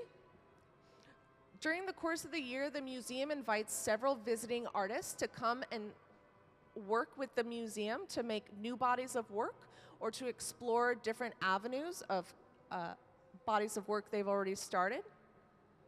This is a heavily competitive application process. Can we go ahead and show those slides again, please? So here are some examples of some of the panels that are inside this garage right now, coming up to temperature. What's going to happen is we're going to take some of the molten glass from the furnace and put it on the panel and then expand the panel. The panel's very small. So as the glass gets blown, it'll distort, and the eventual shape is a vessel. Yay big.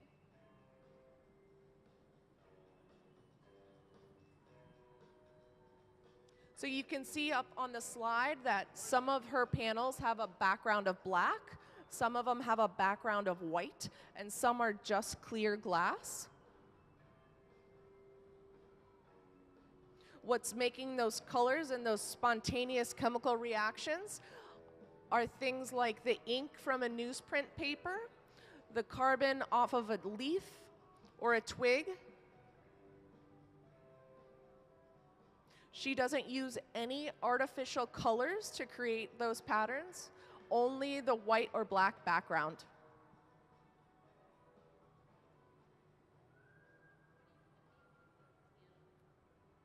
We're going to be making a vessel about yay big. This is the first one that we've gotten to do today for our visiting artist.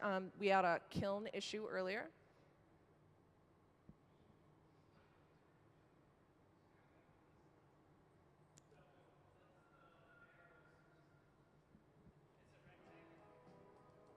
So what is happening right now is that panel needs to soak in its heat so that it doesn't break any more than it already has.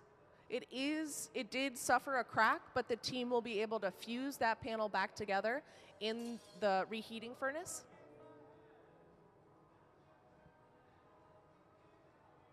Right now, Gabe is moving that panel to the hotter side of the garage. It's one step closer to being on the floor.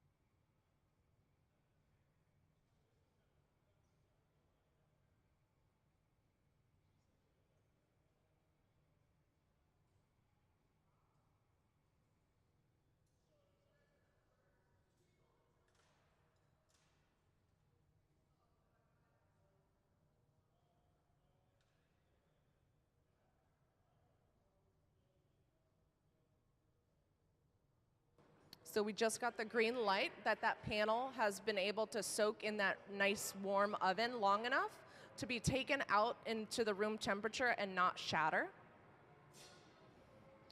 Now, Ben is taking a nice gather of hot molten glass. Remember, it's at 2100 degrees when it comes out of that furnace. So he's letting that glass chill at room temperature so that he can take another gather in that furnace without all of that glass falling right back in. So you kind of let the core cool down, and then you can take another gather on the top.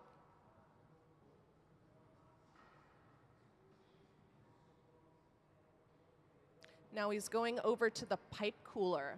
It is a foot pedal operated cooler that puts water on the pipe so that when you're handling it, it doesn't get super hot and you don't get burned. The hottest point for the pipe is right after it comes out of that furnace, because that furnace is where the glass is its hottest.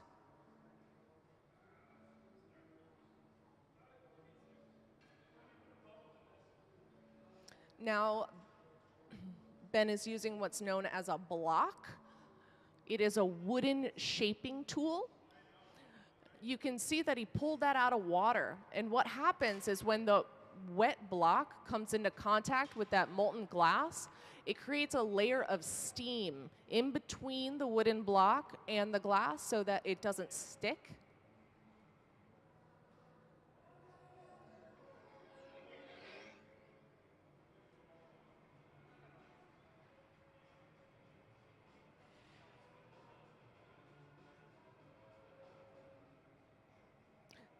Now, Ben just put some air in that pipe, and what happens is when the air comes into contact with that super hot molten glass, it expands naturally, and it makes the bubble appear inside the pipe. And now the glass he's sculpting is hollow. Now he's picking a hole in it so that he can make a tube. So he's moving that glass with those tweezers so that he can open up a hole.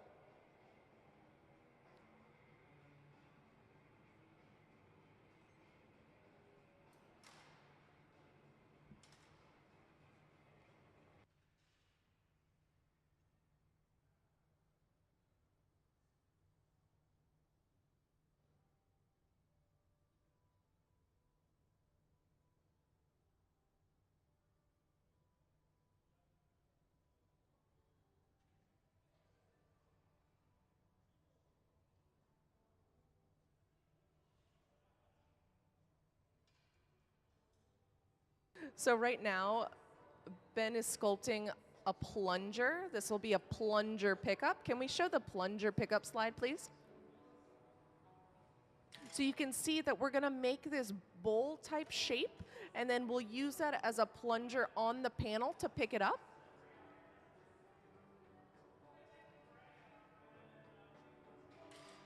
Thank you.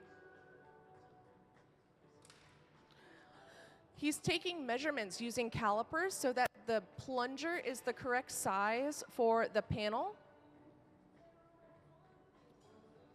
Gabe is over in the corner squeezing that panel together, because remember, it cracked in our garage. So we can squeeze it back together and fuse that glass. Nick is using what's known as a pastorelli in order to move that panel back and forth. The white plate is called a kiln shelf.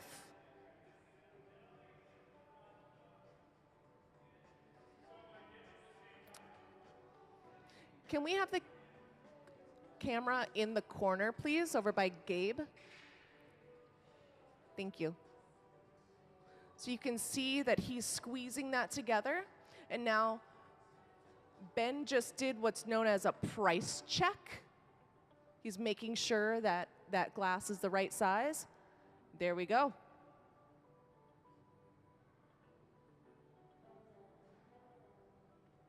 So sometimes that kiln shelf has some schmutz on it, so we use that little broom to wipe it off. We want to make sure that we get the schmutz off before we go in the glory hole, otherwise you're melting the schmutz in.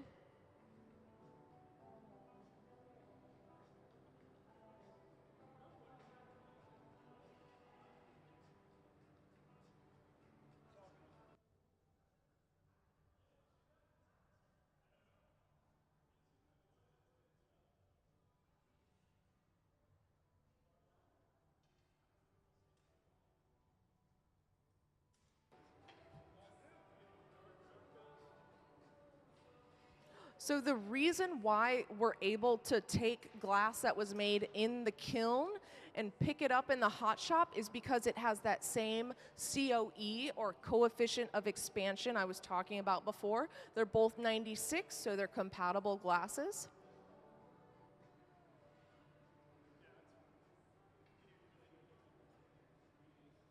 Now he's using scissors to trim off the extra. That plunger dictates how much of that panel we're able to use. So he's trimming that panel to fit the size of the plunger.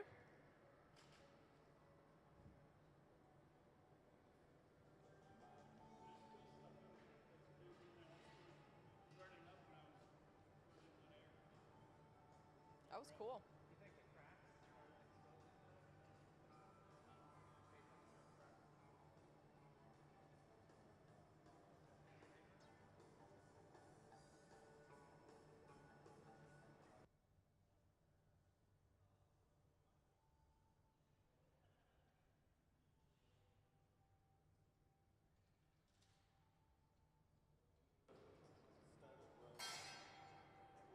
So now he's using the block in order to shape that glass.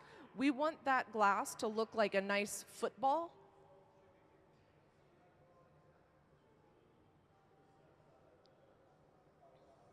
This is a really experimental thing here at the museum, so nobody really knows what this will look like or do.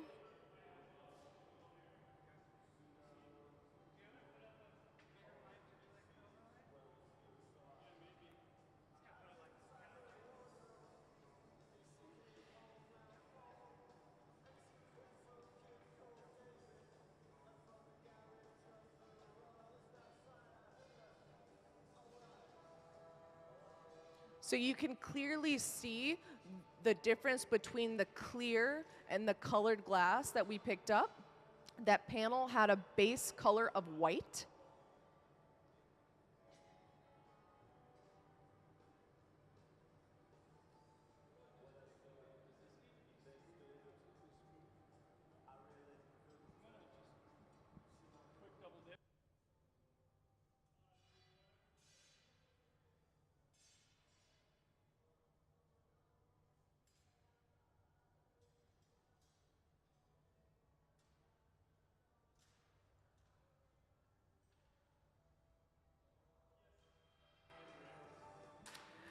Right now, Nick is taking a gather of glass.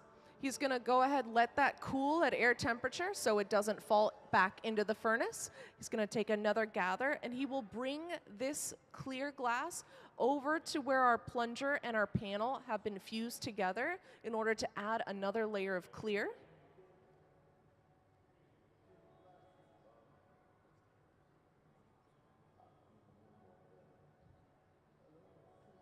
Nick's holding his arms up so that gravity does its thing. The glass falls right on there.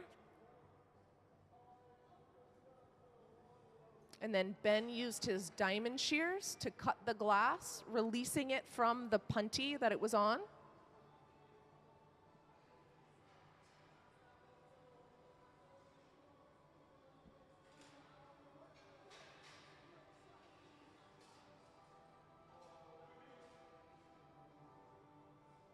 Now Ben is going to come out of the reheating furnace and use what's known as the marver to help push that clear glass onto our panel and evenly distribute that glass around the bubble.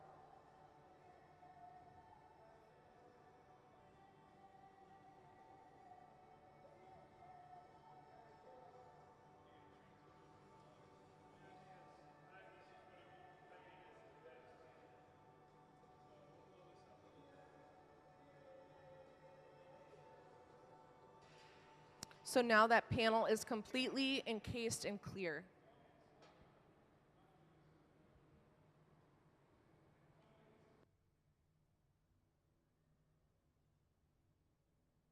Let me know if you have any questions at all.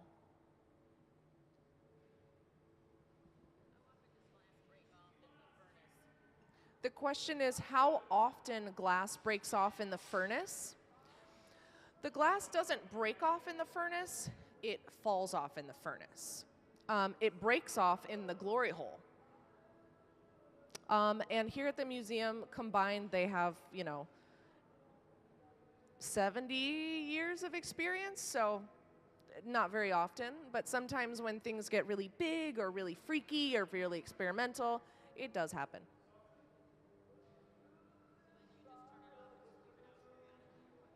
You take a pipe and you try to stab it and to get it out of there. So glass is a super caustic material when it's at that molten time or molten heat. So it actually breaks down the equipment.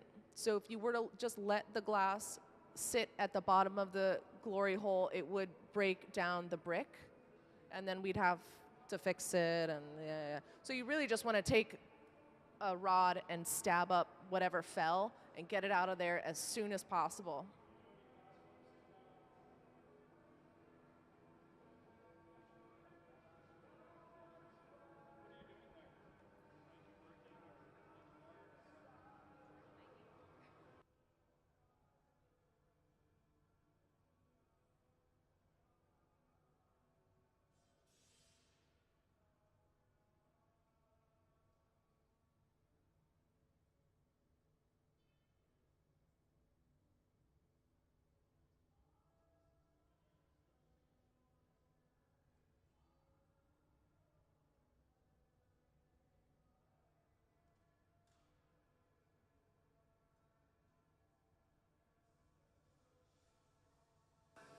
So what you just saw was Ben putting in what's known as the jack line.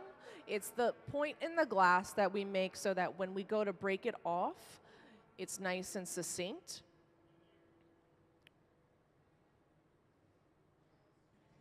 So he isolated that panel coloration and what was the plunger.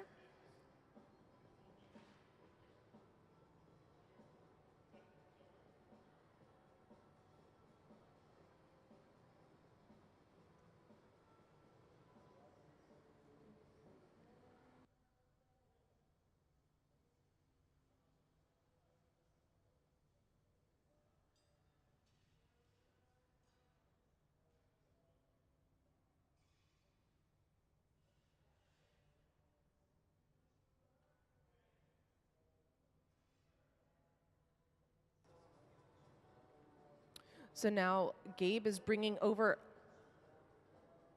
a hot bit. This will be the punty. So we're going to use that jack line I referenced before.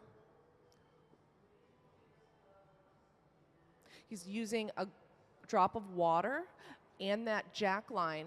Thermal shock, little vibration, and it breaks right off. And now we're able to work the glass from the opposite side.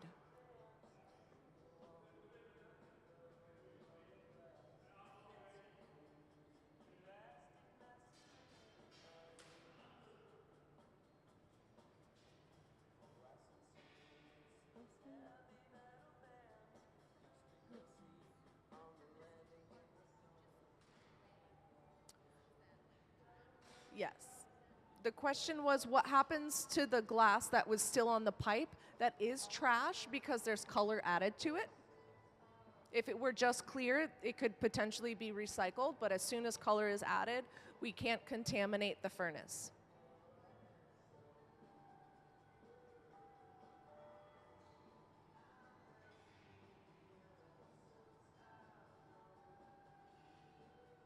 So they're actually going to transfer that glass back onto another pipe right now.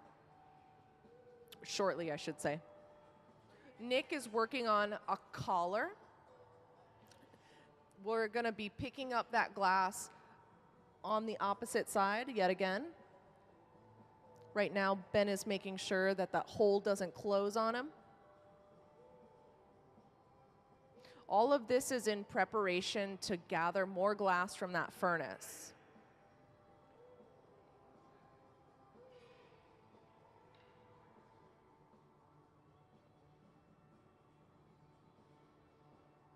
So this is a testament to how well the team works together here. That collar that Nick made has to be the same size as the opening Ben made.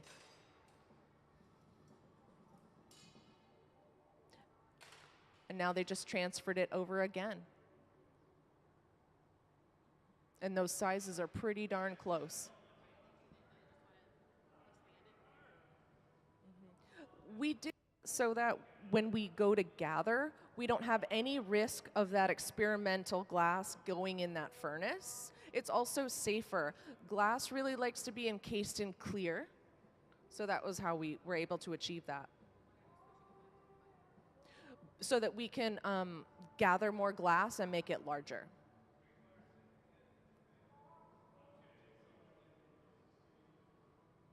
So right now, Ben is going to shape that bubble so that it's a nice shape in order to go into that furnace, get more glass. They will gather glass about 2 more times.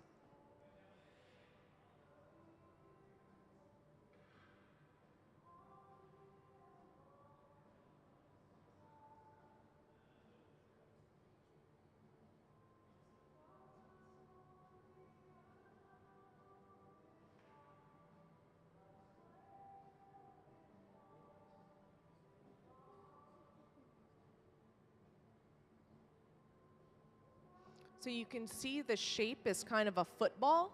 That's so that when he goes in the honey pot or the furnace, he doesn't trap any air bubbles. We want one bubble in this piece, and that's the one in the middle.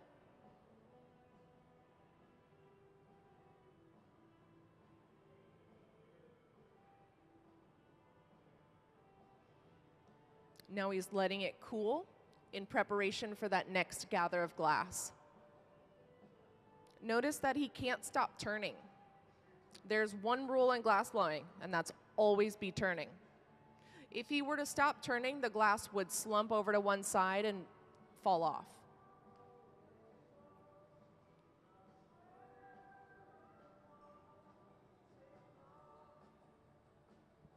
You can see that as the glass gets closer to room temperature, closer to that 900 breaking point, it becomes duller.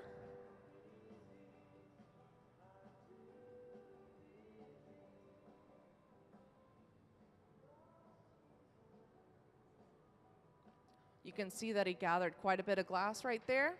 Back to that pipe cooler.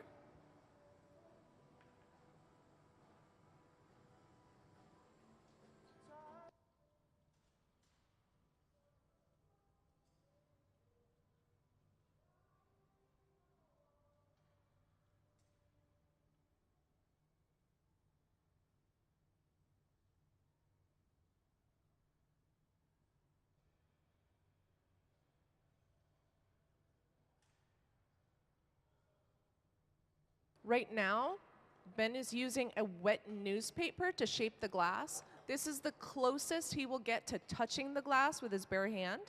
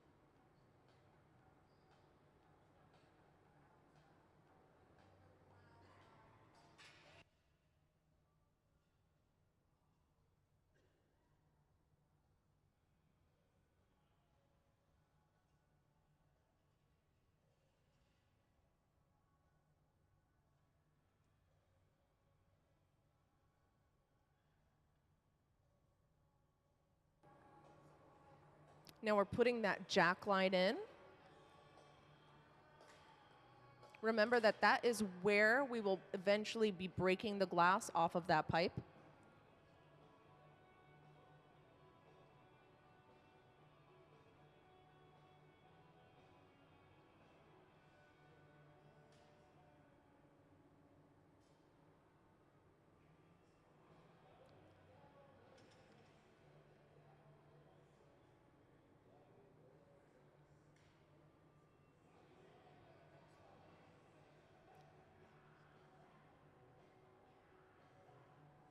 So now that we've blown up that pattern, you can see it's becoming more wispy.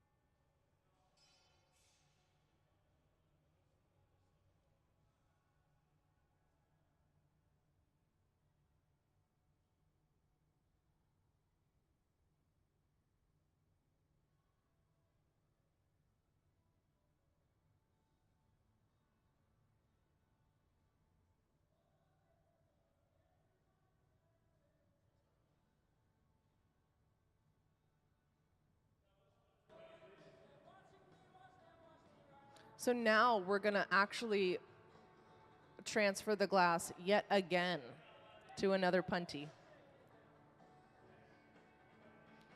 This is a testament to, again, how well the team is functioning together, because you need all 3 people on the floor in order to make this happen.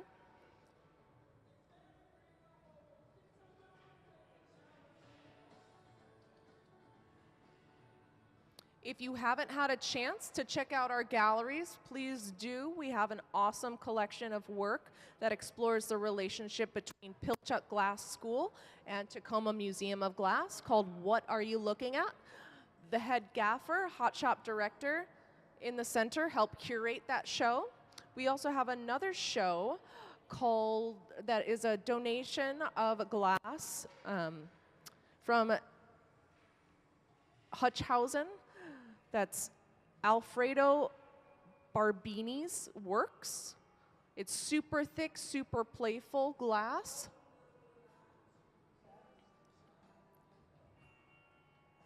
Here's the punty. He's using his tweezers to make sure that glass is still on center.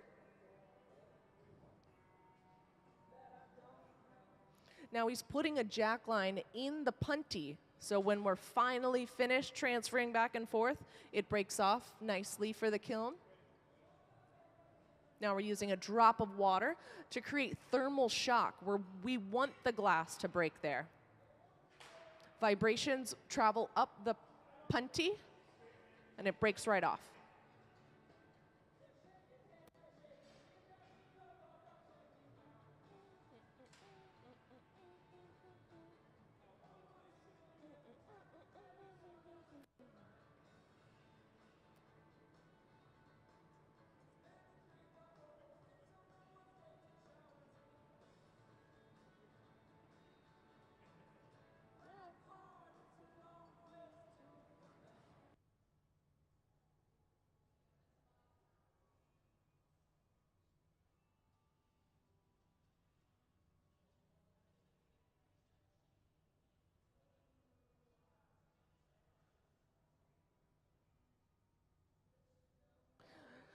So here at the Tacoma Museum of Glass, we have an application for visiting artists to apply to work with our team. Jianjin was one of those artists selected. It's a very competitive pool of applicants. Only about 8 were selected for next year.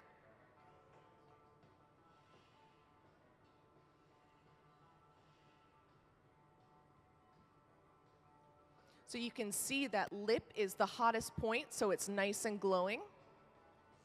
As it cools down with the jacks and exposure to the temperature of the room, it becomes closer to the dull white that will be the final color of the piece.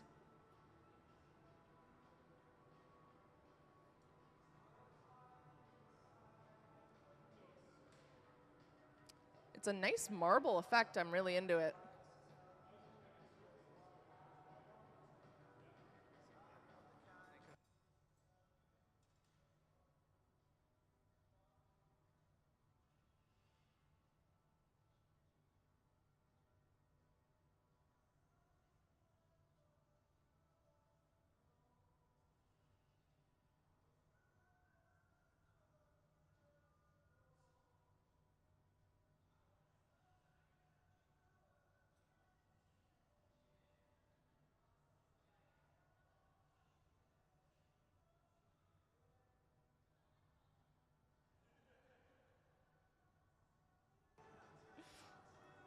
Now Ben is using what's known as a soffietta in order to puff up the shoulders of the glass.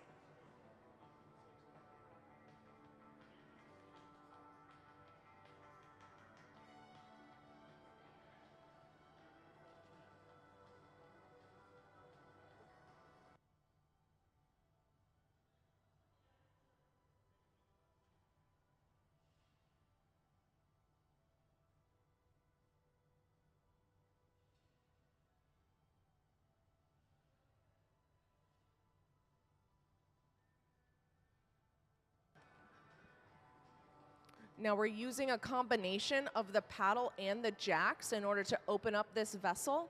The paddle makes sure that it stays consistent while the jacks are used to open up.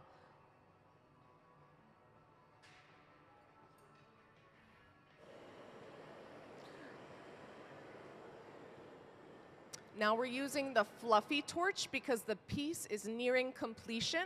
So remember, in order to break that glass off really nice and succinctly, we need to create that thermal shock. So we're going to go back and forth and heat it with the fluffy torch on the punty and inside the reheating furnace. And then we're going to introduce cold tools and water to really make that glass upset, and that's why it breaks right there. Meanwhile, the rest of the piece is nice and warm and toasty. You can see Nick has been suited up. He's ready to go inside that kiln and very gently place that piece of glass. There's that thermal shock. It is customary that when the hot shop finishes a piece, we give them a round of applause. Thank you. So that piece of glass will stay in that annealer for 8 hours, slowly coming down to room temperature.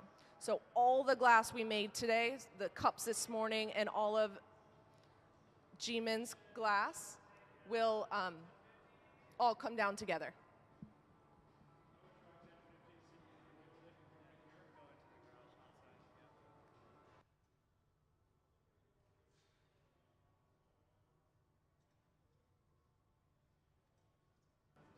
And it is now lunchtime for the Hot Shop crew. We will be back in about an hour. Thank you so much for coming to the museum, and definitely make sure to check out the galleries.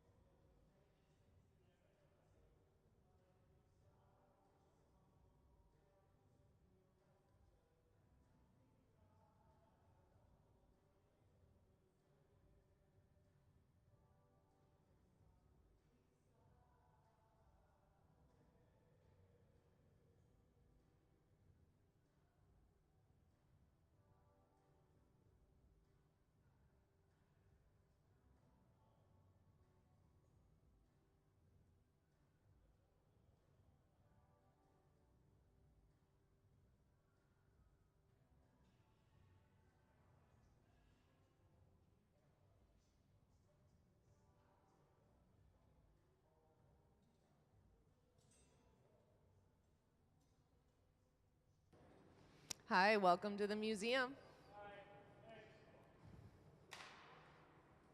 Right now we're working with visiting artist Jiemin Park. She hails from Chicago, and she just got her MFA at RISD, Rhode Island. What is it? School of Design. Thank you. Can we go ahead and play her slides, please? So this is a look into her artwork. She uses detritus from everyday life in order to fuse and color glass.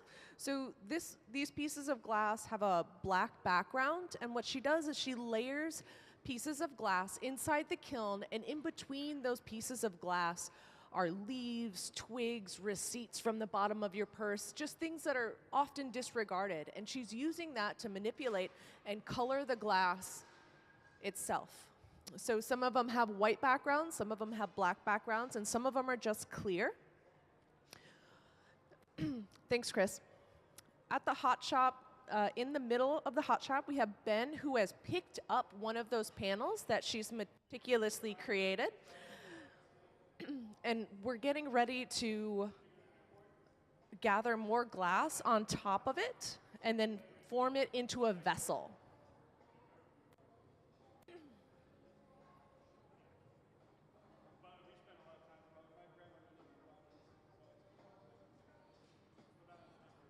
So right now, Ben is reheating the glass inside the reheating furnace. He does this because the glass has to maintain a certain temperature. The entire time that the glass is on the hot shop floor and being manipulated, it has to be above 900 degrees. If it falls below that temperature, it will break. He also needs to make sure that the glass gets hot enough so he's able to manipulate it. You can see it's got a nice, really bright orange color. That bright orange color is indicative to both the colored glass and the heat inside the glass. He's now using a wooden block in order to shape the glass into a nice bulbous form.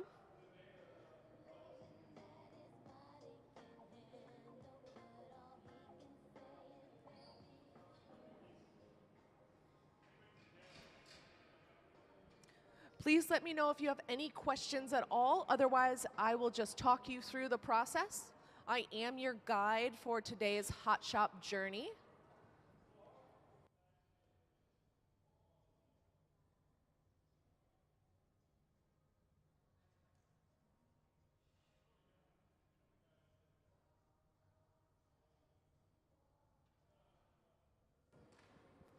Up here on this front table, you can see some of the panels Jiemin has created for her residency. She'll be here today through Sunday.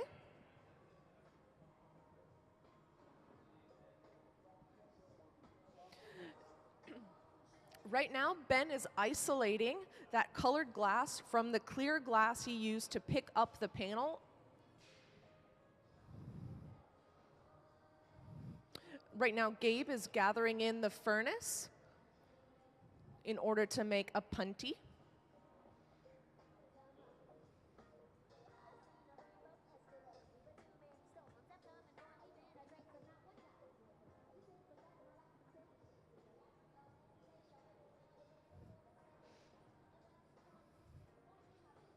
So you can see Ben is using the jacks in order to really shape that colored glass into a nice egg form.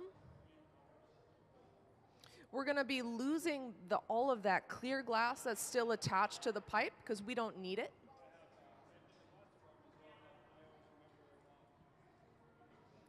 You're witnessing the glass get colder in temperature and becoming closer to its final color.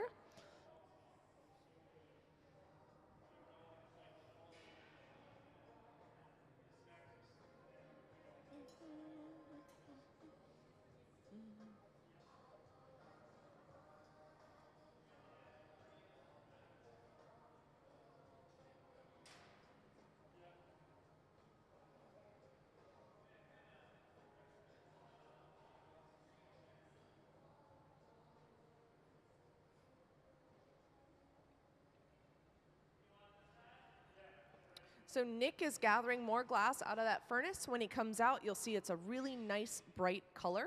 That glass in that furnace is 2100 degrees.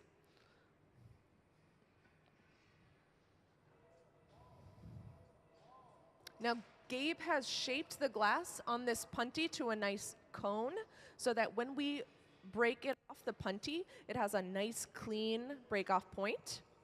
Ben is using the tweezers to make sure that the glass is on center. Now we're using water to thermally shock the glass, vibrations from bonking, then finally break the glass completely off.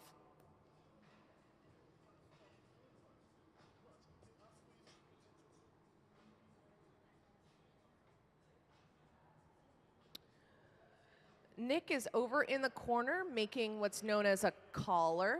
We're going to actually transfer the glass once again to another pipe. The reason why we're going through this laborious process is because the glass from the kiln is experimental, and we want to make sure that none of that glass goes inside of our furnace. It's the safest way, and it's the most reliable way to make our vessel today.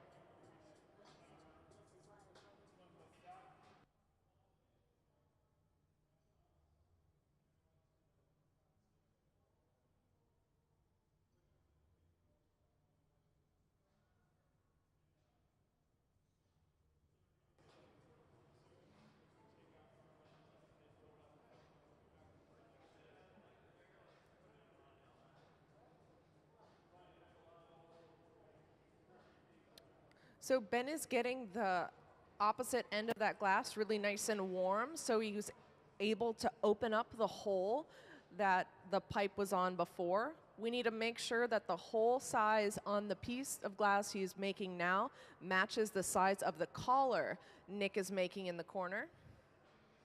You can see blazing hot. Using the jacks on the inside of the vessel to open up that hole.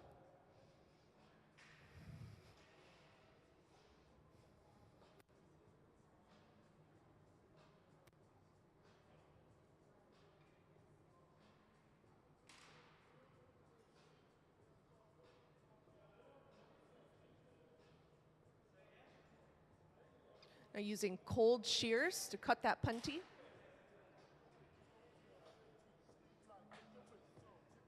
And now that that panel is on the pipe, we're able to gather. Right now, Ben will shape the glass to a nice football shape. That shape is indicative to not trapping air bubbles when you go inside the furnace.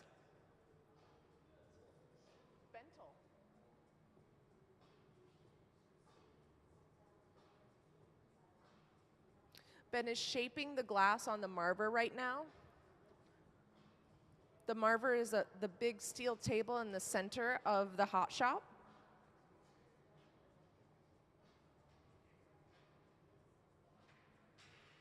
The murderer, nice.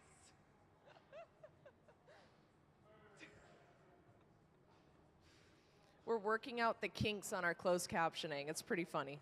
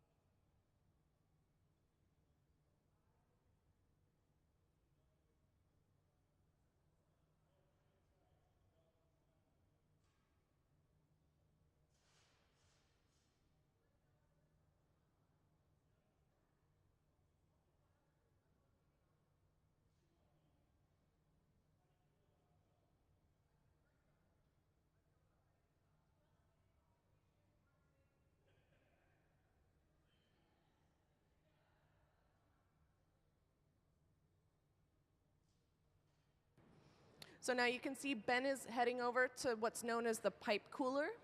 It's a foot pedal operated water fountain essentially where he's cooling the pipe. The pipe is its hottest when it comes out of that furnace.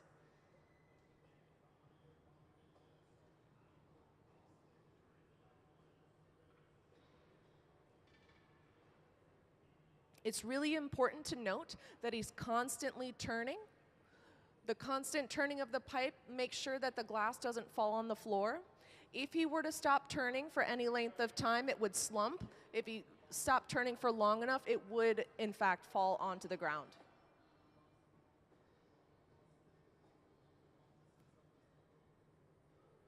So what we're doing is we're adding more and more glass so that we can blow out our panel, and that color is going to spread and diffuse.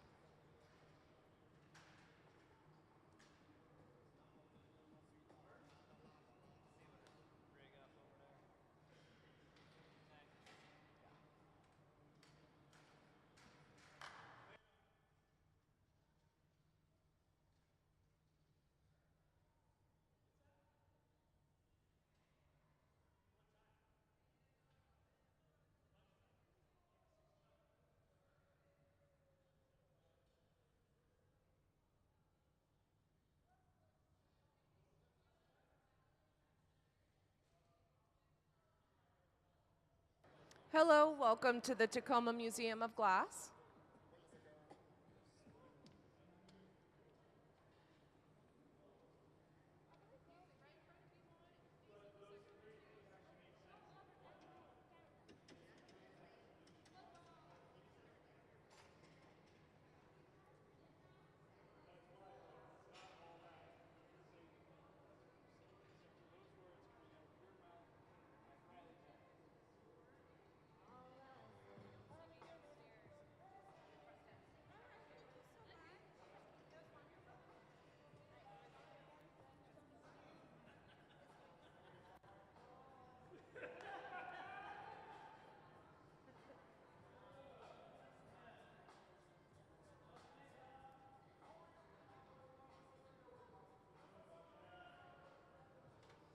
So we are witnessing in the hot shop today the work of visiting artist Jiemin. She hails from Chicago.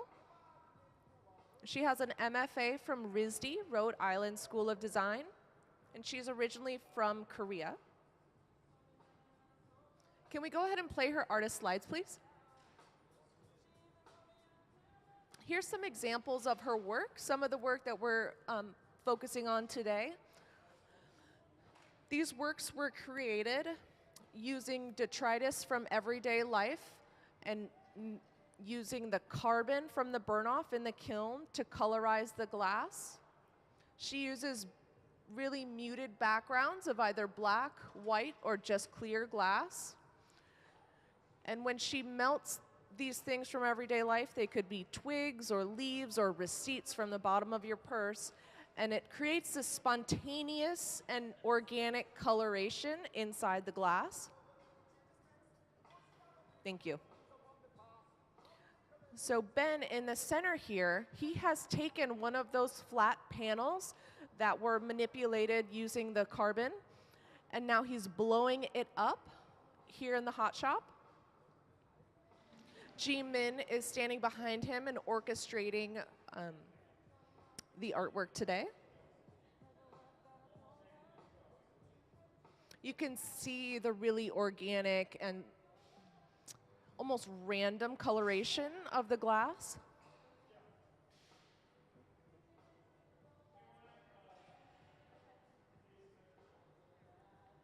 Please do let me know if you have any questions at all. Otherwise, I'm just going to keep walking you through the process.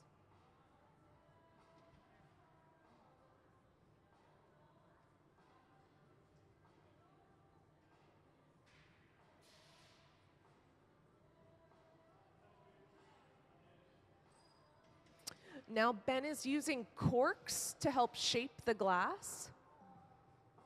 You can see he's flipping back and forth, and while he flips, the glass slumps from one side to another.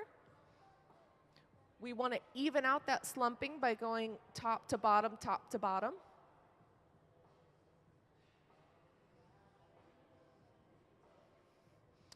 For those of you who can see, we've got some of Jiemin's panels right on this table to just show you what that looks like. Now, as we gather glass and add more and more glass to our sculpture, it does get blown out and it becomes more subtle.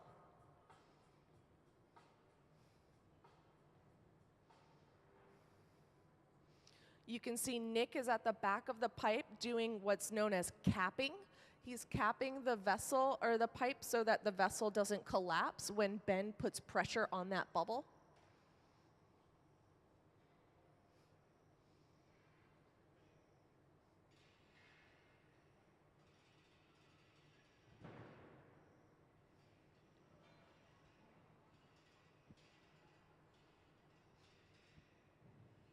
And right now, Ben is in what's known as the reheating furnace. When the glass is on the hot shop floor, it has to maintain a certain temperature, otherwise it will break. So we're constantly having to reheat it to keep it nice and warm.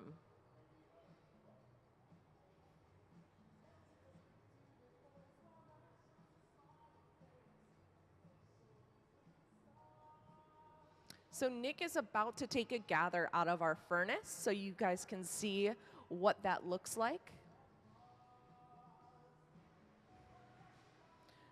When he comes out, note how bright that glass is. Really nice and orange. Now that is clear glass. It's just clear glass at 2100 degrees. No big deal.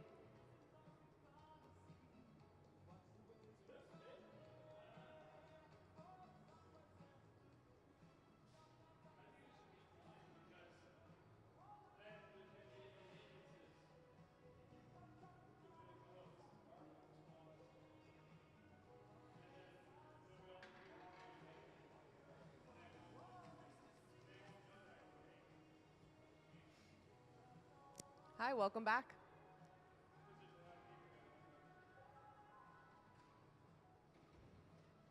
So Nick is preparing a punty for our head gaffer, Ben.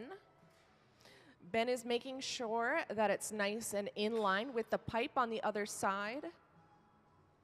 He's letting it set up. He's using the jacks in order to make sure that there's a jack line in the sculpture punty. And now he'll use a glass of water and some vibrations in the pipe to break the glass.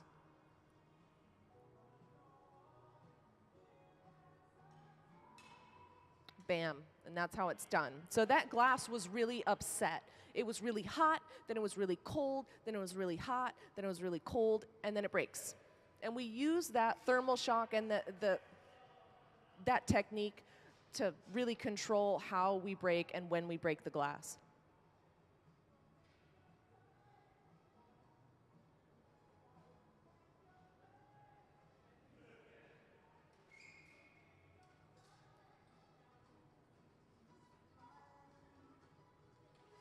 Can we go ahead and show the furnace slide, please? So this is what our furnace looks like. It's powered by natural gas and forced air, runs 24 hours a day, 7 days a week, and holds about 1,000 pounds of glass. There's a big ceramic pot that holds that 1,000 pounds of glass. Thank you.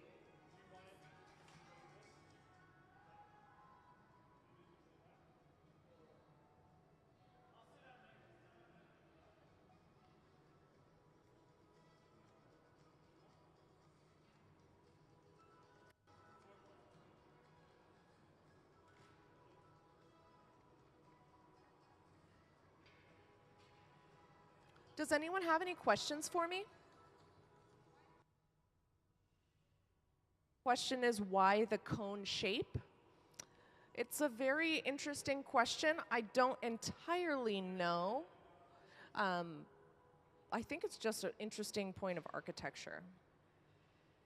You can see it from very far away. You know, it's like, hey, look, it's the cone. Yeah. And there's also cone blueprints. You're able to walk around and check that out as well if you're interested.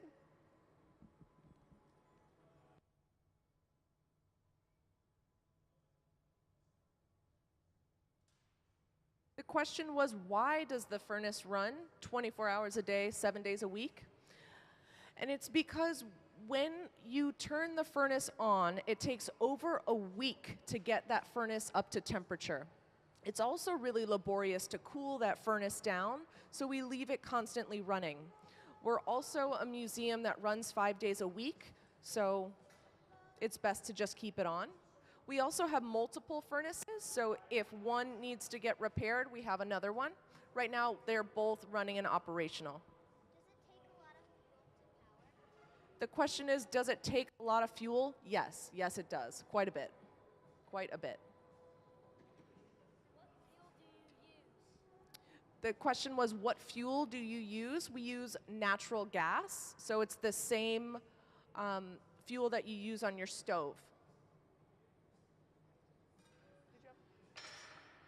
It is not propane. You can use propane, but we use natural gas because it's plumbed in. Thank you for remembering. It is customary to give the Hot Shop team a round of applause when they put something in the box. Thank you very much.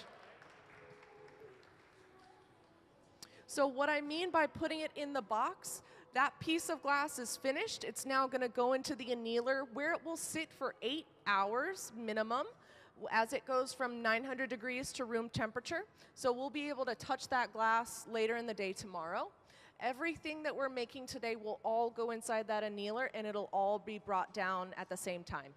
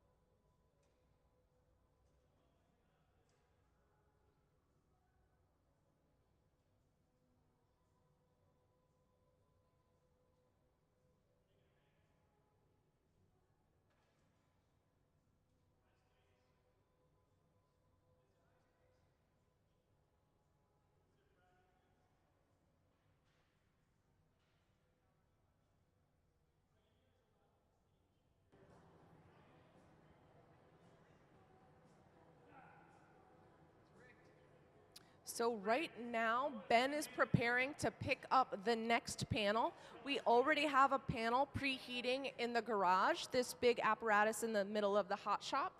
It's called the garage because that's where we park the glass until we're ready to use it. It keeps the glass at a certain temperature so it doesn't break. Ben is making something called a plunger. Can we have the plunger slide, please? So this is what we're making. The panel is inside our garage, and right now Ben is making that plunger shape. Thank you. Did someone have a question? What is the rod, the blowing rod made out of that it doesn't heat? The question is, what is the rod made out of so it doesn't heat? And it does heat. It's stainless steel. It does get hot, which is why we have the pipe cooler, but that's also why it's so long, so that we stay as far away as possible. It is pretty warm, though, and the more glass you have on your pipe, the larger your pipe, so in order to stop all that heat from transferring. It is warm.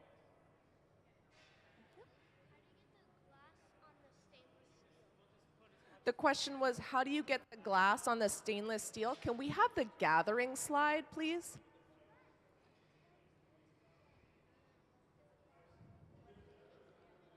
So inside that furnace, it's kind of like a jar of honey. So you take the rod and you spin it inside the honey, and that's how we get the glass on the end. Thanks, Chris.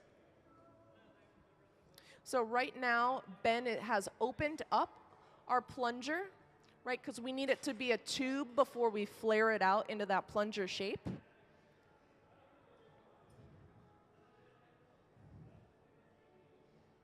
Now he's cutting that textured part. Next, he'll flare open our plunger, and the goal is to have the plunger the same size as our panel.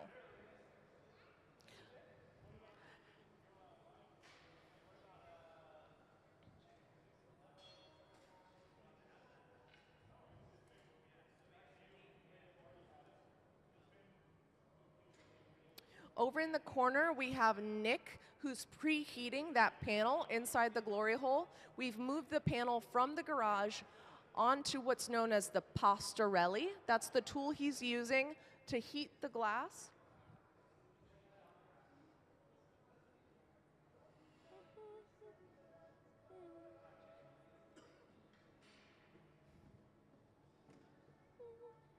Now he's using the jacks to flare open our plunger.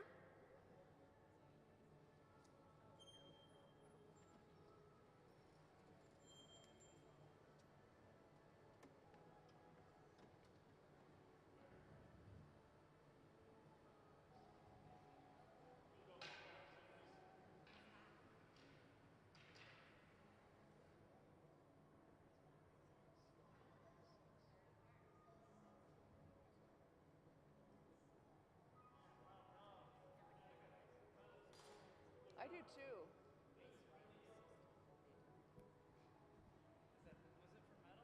There's Here's metal. mine. Who's that guy? Do you know what happened to me? Fixing a furnace? No. I had some.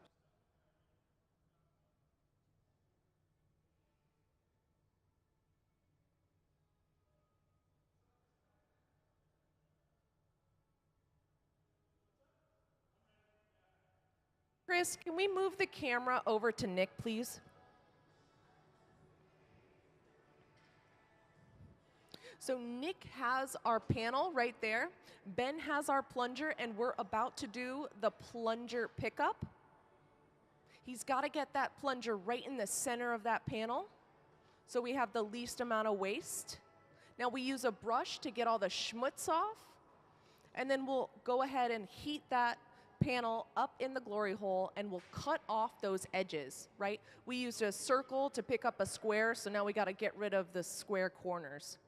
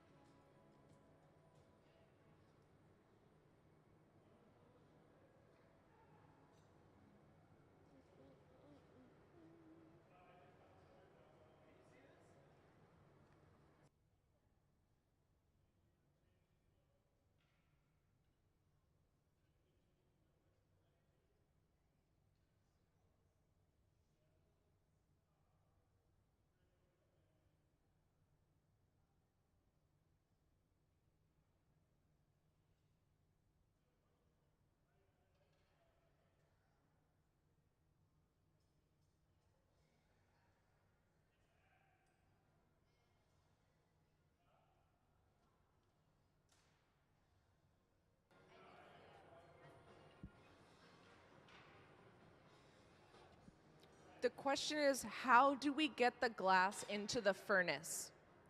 We buy glass from a company called Spruce Pine Batch, and it comes in bags of particles. We then throw those bags of particles inside the furnace, shut the door, and we leave it to fine out and to melt down for overnight to a couple of days, depending on how much glass we're putting in there. We use a big shovel to put it in there too.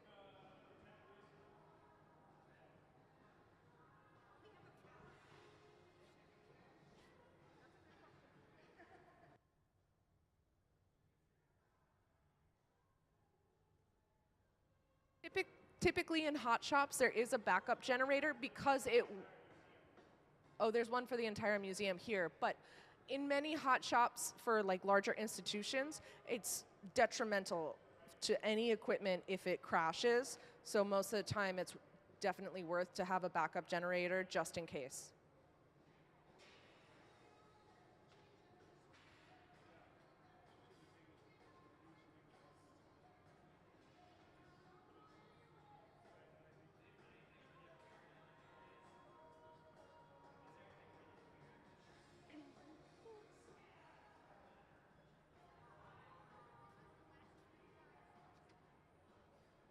Ben, the question is for you.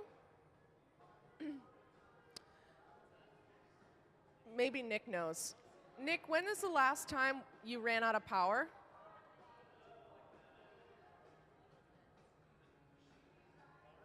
They're all very focused.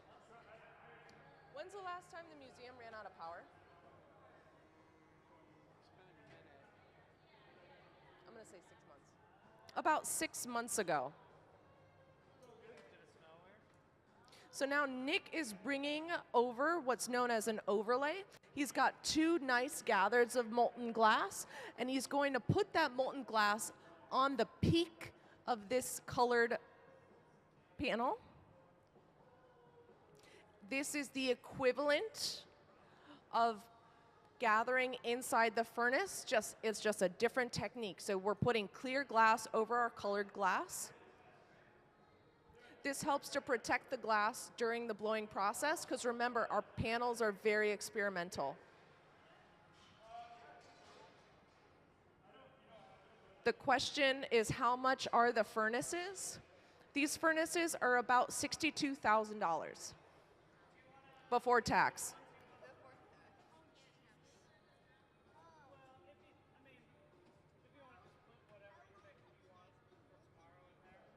The question is, how long have we been working here? I've been working here the least amount of time. I started in September. Ben has been working here for 21 years. Gabe has been working here for 19, 20. 7? That was so hard. 7 years? Okay, Nick's been working here for 7 years. For some reason, I could not count fingers. Hello, welcome to the museum.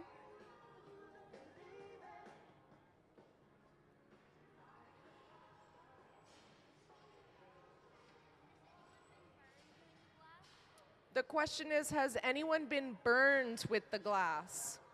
It's safe to say that everyone in this room has been burned at some point in their life. Although it's not very common to burn yourself on the glass, it's much more common to burn yourself on the pipe that you think is cold.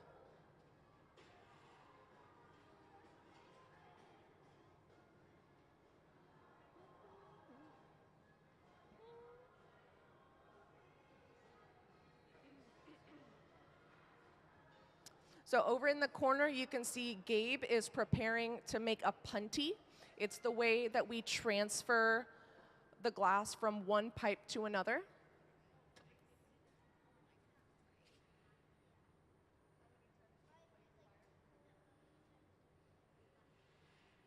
The question is, how many times do you put the glass in fire? The glass has to maintain at least 900 degrees. So depending on how long it takes us to make a piece, it never ends. You're always putting it in fire. Has this place caught fire before? The question is, has this place caught fire before?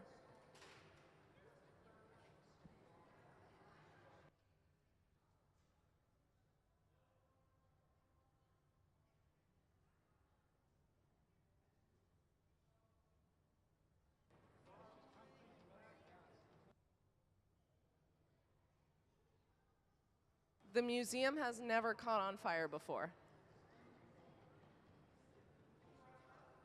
How cold does that have to get? The question is, how cold does the annealer have to get? So the annealer is not like a refrigerator or a freezer. It's actually more like an oven. So it goes from 900 degrees to room temperature slowly over a period of 8 hours. So you can see Ben in the center is isolating that colored panel from the clear glass that he used to pick up our panel.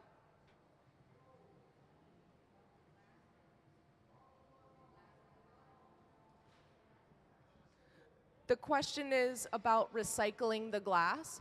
If it's clear glass, we are able to recycle it. If there's color in it, it is trash. The reason why we cannot recycle the colored glass is because it can contaminate the rest of the glass. So the next visiting artist wants a series that's all blue. Jiemin uses black and white. We can't, you know?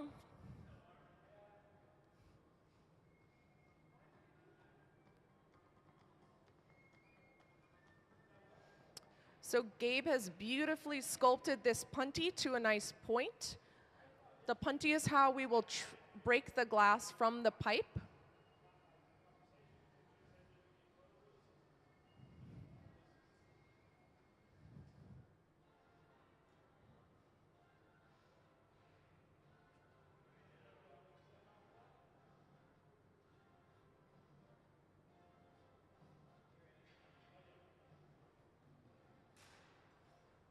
So Ben is using the tweezers to make sure that the glass is really nice and in line. We want the punty and the pipe to be one straight line. We're now using water to help break the glass and a little bit of vibration. Here's the magical moment right here.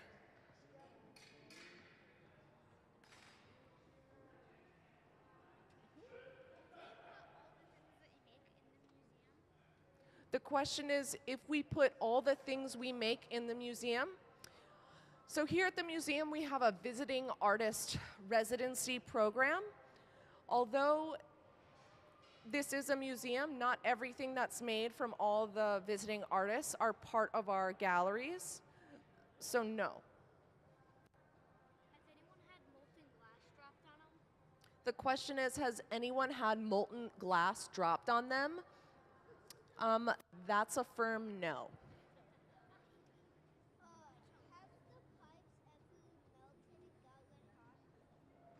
The question is, have the pipes ever melted? And no, the melting temperature of steel is much higher than the melting temperature of glass. If you notice, our furnaces are also steel.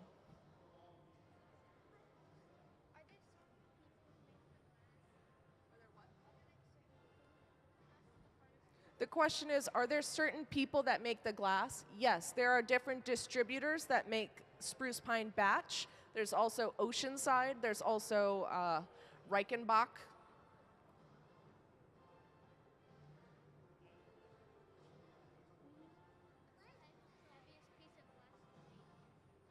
What's the heaviest piece of glass we've made at the museum? 150 pounds, thereabouts. Oh, yeah.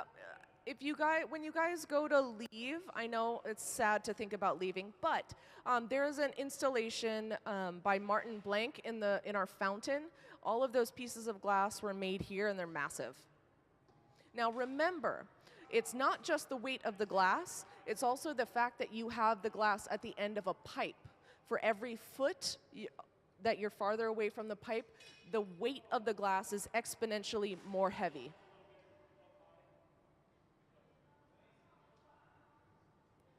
We just did the final transfer before we are able to gather. So now that the piece of glass is on the collar that was created by Nick, we are able to shape our paneled glass into a nice football shape so that we can go into that furnace and get a nice even gather.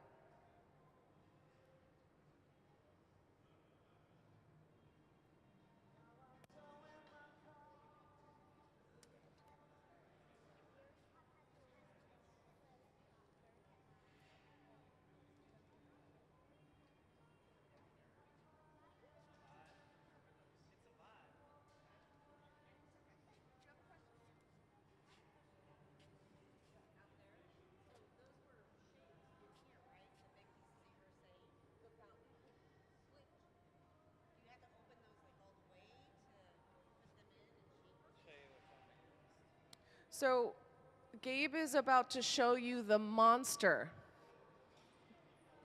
So that is our largest capacity reheating furnace. The size of this, it's massive. The museum is very lucky and also unlucky for our backs that we have such a piece of equipment.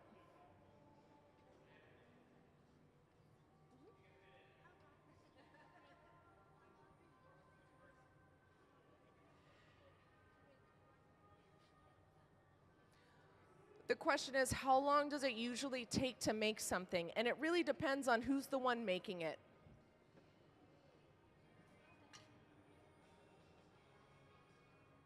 The question is, how heavy is the furnace, including the glass? I'd say it's probably 3 tons.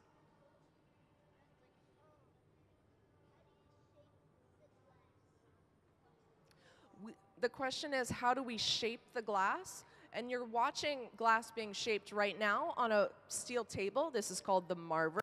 There's also a whole plethora of tools at Ben's gaffer bench that he will be using. The short answer is steel. We use steel to shape the glass.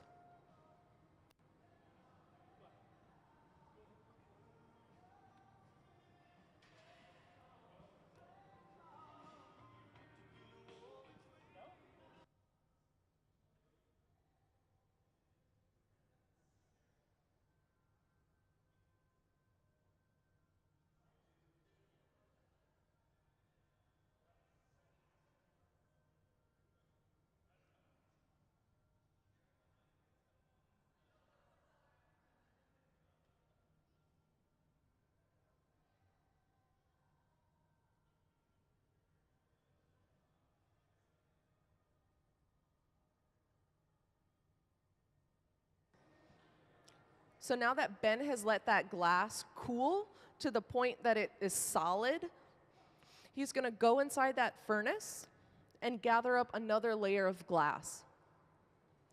How big the layer of glass is dependent on the size of the glass you're putting in there and the speed in which he's turning in that pot of honey.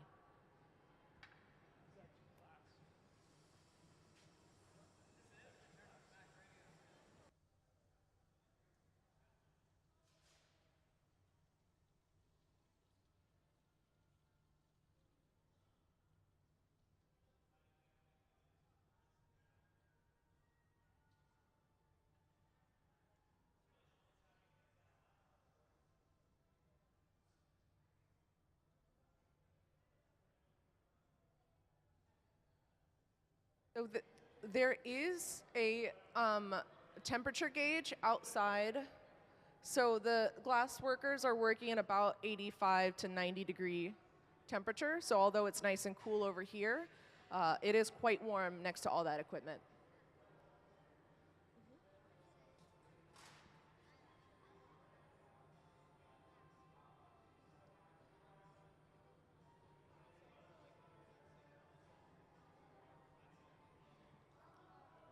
I don't know the question.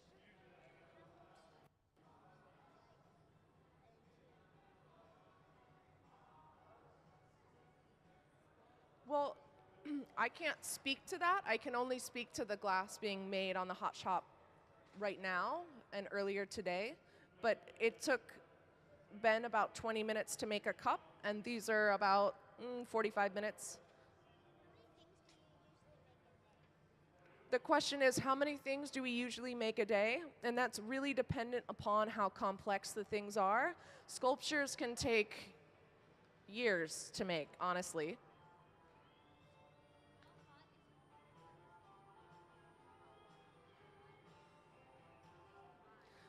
So the question is, how hot are all of the furnaces combined? And both furnaces are at 2100 degrees.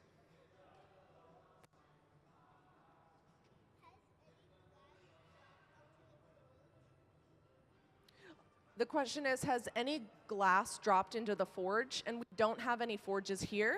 I think what you're referring to is the reheating furnace. And yes, glass does sometimes drop into there. Now, glass, when it's molten, is very caustic to our equipment. So it's really imperative that we get whatever glass falls out of the glory hole as soon as possible.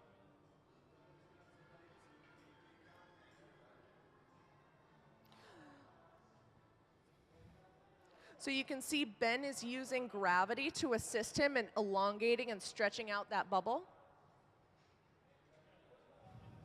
You can see that the very end is kind of a wispier, kind of a lighter white. That's because that glass has been stretched farther and the colored glass has diffused.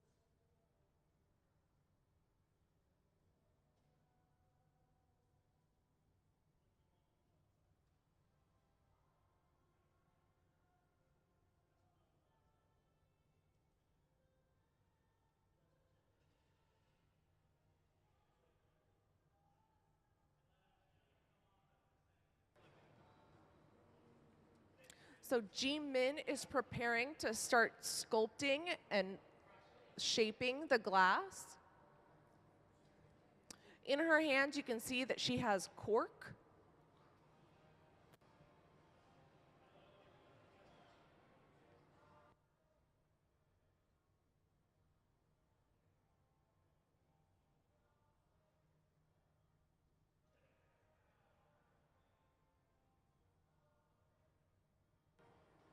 You can see that the cork is burning just a little bit, but the layer of cork is so thick that her hands are protected.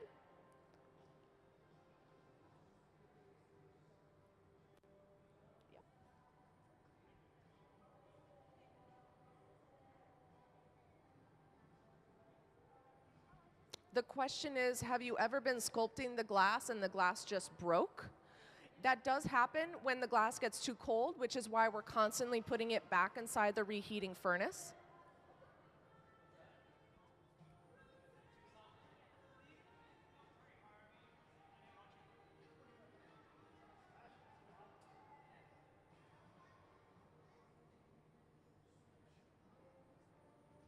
So the reason why the glass does not get hotter than 2,100 degrees is because the refractory inside the furnace begins to melt down at 2,300 degrees.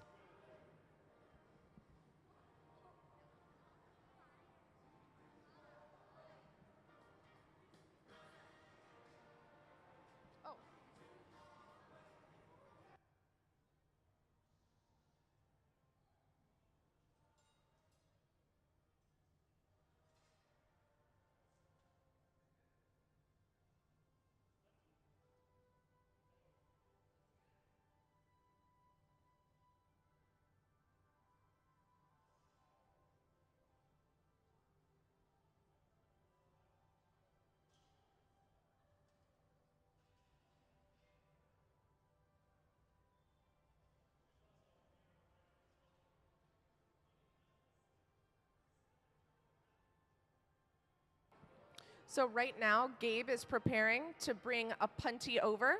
We've finalized the shape of the bottom of the vessel. Now we have to transfer the glass onto a punty in order to shape the top of the vessel.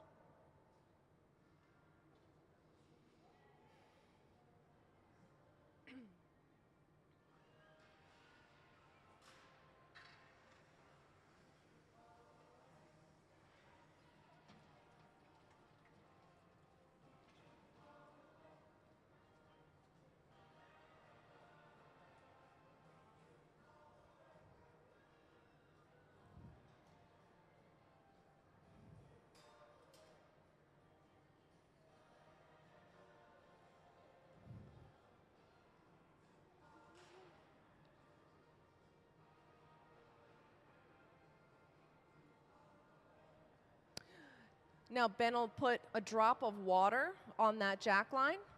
send vibrations up the pipe and it'll break off.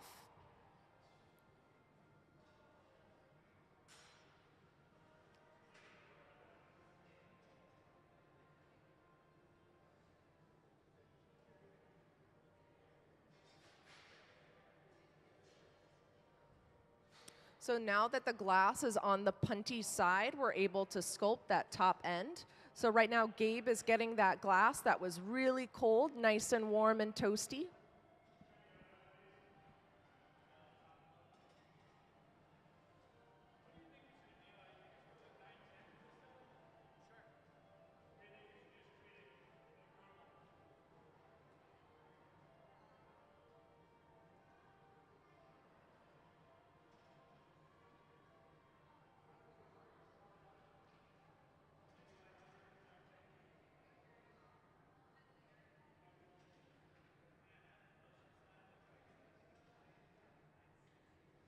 For those of you who are curious, there are blueprints to the cone and another viewing perspective up along this walkway.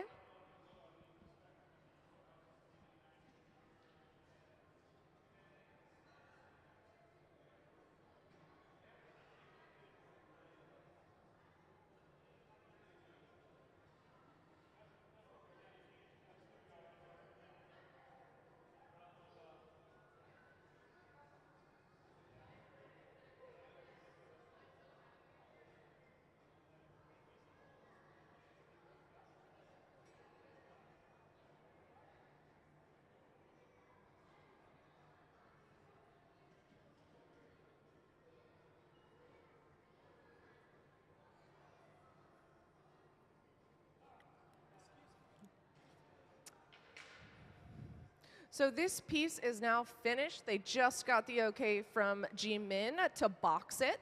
So you'll see Nick is getting in his very fancy garb in order to load this piece into the annealer. Now, fair warning, it is customary that when this piece of glass comes off the punty, the Hot Chop team gets a round of applause. Thanks in advance. It's really difficult to get a piece of glass this far in, so we have to celebrate the victories. So now Ben is heating up that punty to make sure that the glass is really upset right where we want it to break.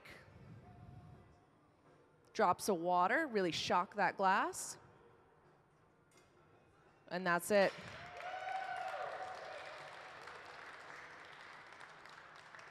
You can see Gabe is getting ready to load that in the annealer. Got those doors. So everything that we've made today will go inside that kiln. That is the annealer. It'll bring the glass slowly to room temperature over about 8 hours. Right now, that annealer is about 900 degrees.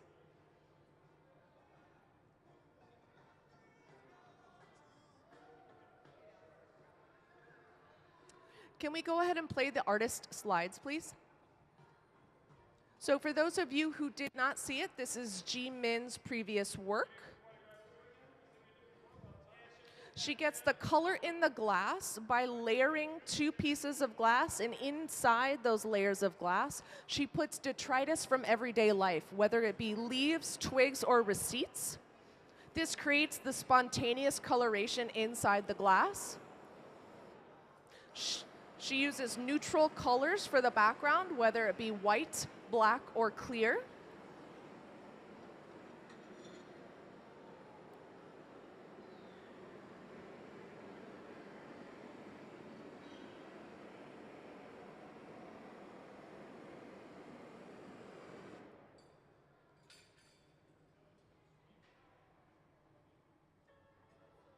Jiemin has a MFA from RISD, Rhode Island School of Design. She's originally from Korea, and she hails from Chicago. Right now, we're getting ready to pick up the next panel to do it all over again. So that kiln that they're right now inside of has a temperature of about 1,050 degrees. Thanks, Chris.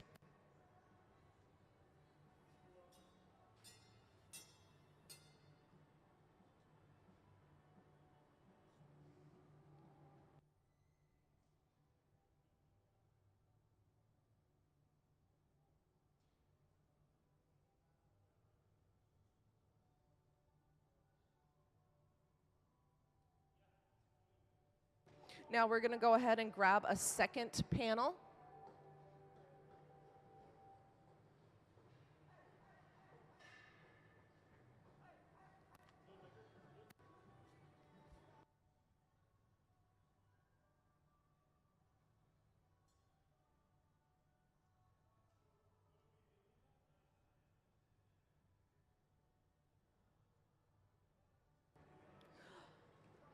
First question is, are there different types of glass depending on scale? Yes, there are different types of glass. Here in the hot shop, we are using furnace glass.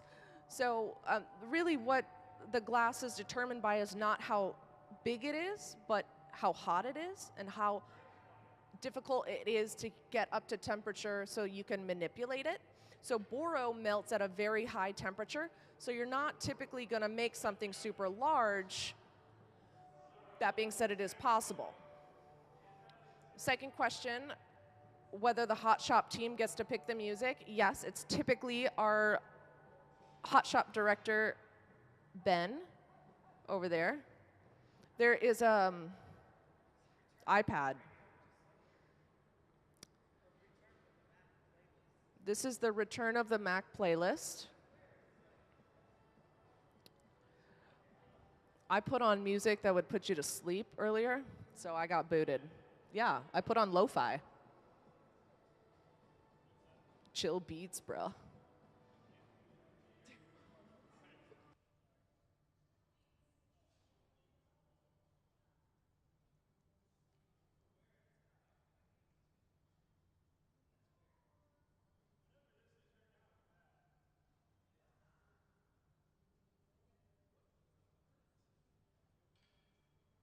Question is, what heats up the furnaces? Can we get the furnace slide, please? So this is what our furnace looks like. Breakdown. So it's forced air and natural gas. Inside there, there's a big ceramic pot that holds 1,000 pounds of molten glass. You can see on the hot shop floor, we have 2 furnaces, spoiled.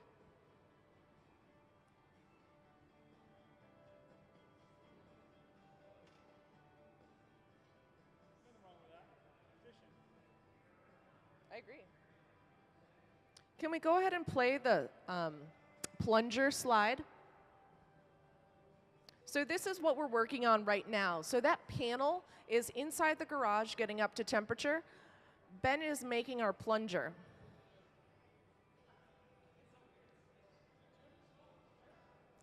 The hot shop crew is now complaining about the music, so we're going to change it. Well, we didn't pick it. We wanted to hear it song. We tried the playlist and it's really bad. Came on a little while ago. I thought that was pretty apropos, you know. This is a weird station. It's got like R&B.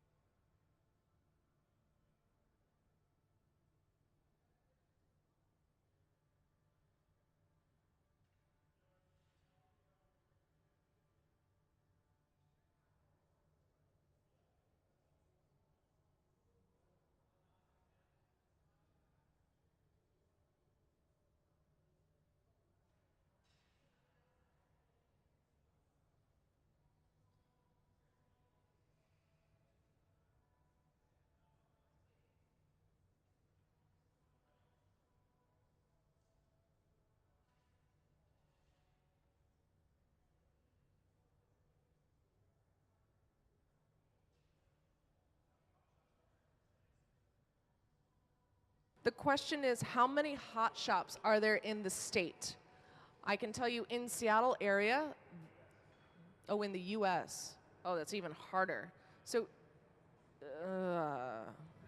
I don't know, 10,000 or something? Yeah. Seattle has the largest concentration of glass in the United States, the greater Seattle area, including Tacoma. And we also are home to Pilchuck Glass School. Can we play the "What are you looking at" slide? So in our galleries, we have "What are you looking at," which was curated by Ben Wright, the former artistic director of Pilchuck Glass School, and Ben Cobb, our hot shop director here at the museum. Definitely go check it out. So another hot shop is Pilchuck Glass School, and Pilchuck Glass School was started by Dale Chihuly in 1971. Dale Chihuly is a big reason why there's such a high concentration of hot shops in the greater Seattle area. Dale is also a Tacoma native. So he's from Tacoma. That's why we have the bridge. He primarily works in Seattle now.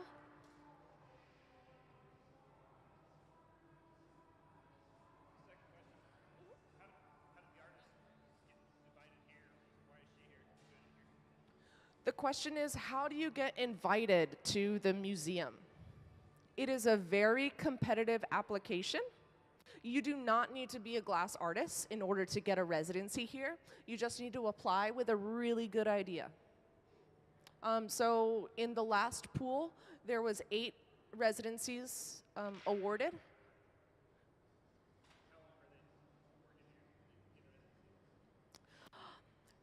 Since COVID, there is a different format to the residencies. There are 4 5-day residencies, and there are 4 3-day residencies. And depending on the scope and scale of your project, that determines how many days you get.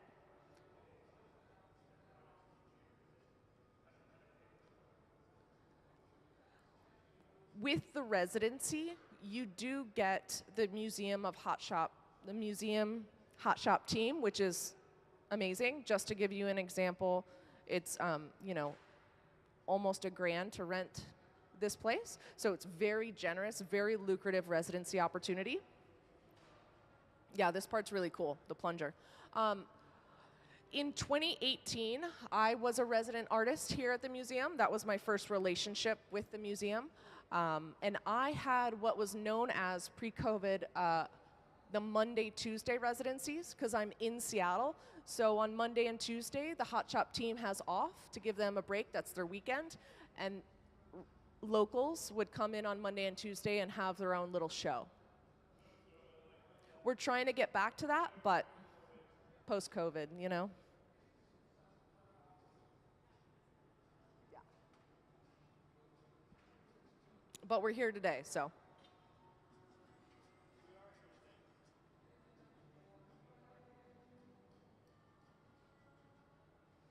And when I had my residency, I paid for the color. So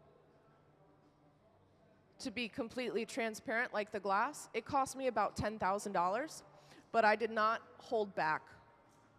I took out a loan from the bank, and I made the most out of my residency.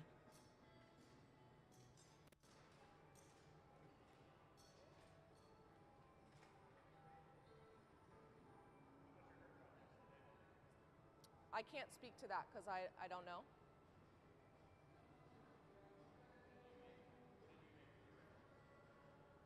During my residency, I made what's known as cage-blown glass. So I'm primarily a welder. So I weld these intricate cages and then blow glass inside of them.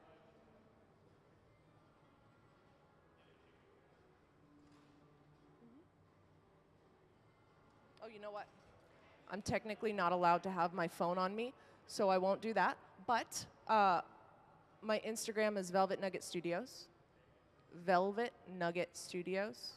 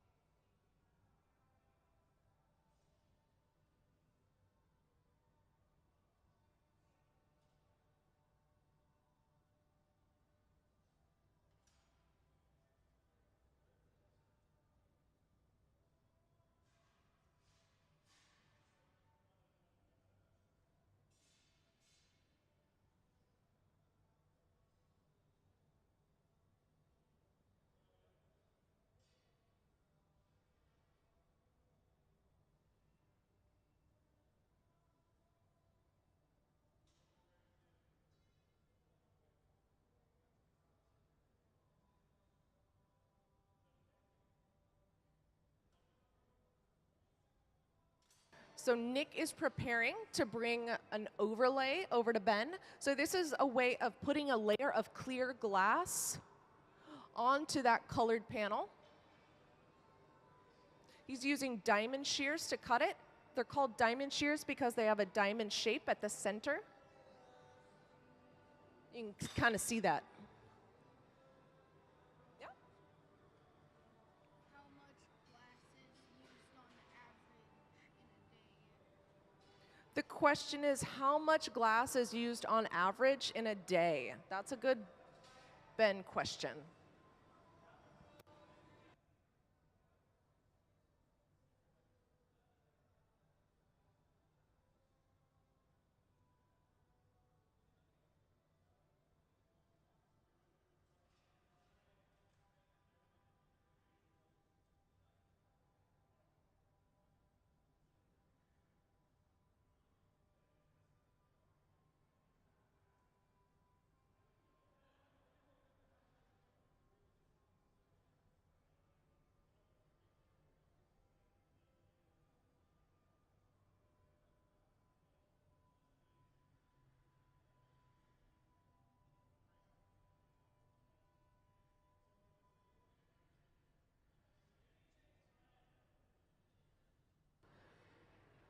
So the short answer is it depends. The long answer is somewhere between 1520 to 400 pounds a day.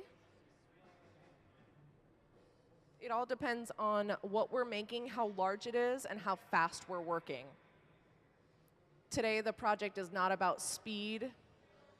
No, it's about taking the time to sculpt something really nice.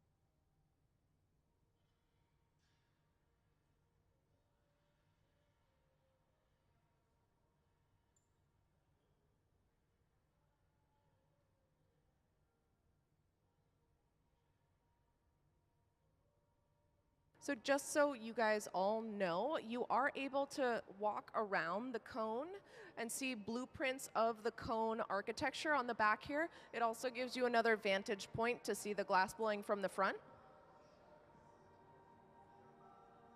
It seems a little out of bounds, but it's totally open.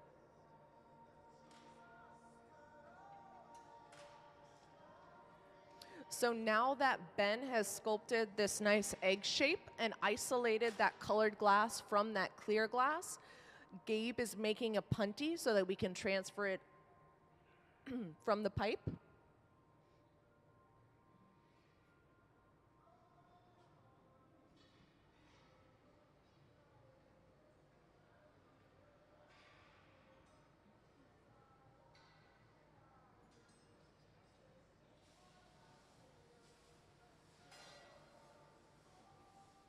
Right now, Ben is using air to help solidify that glass. As the glass gets colder, it becomes more stiff, more brittle, and we want the glass to break right at that jack line.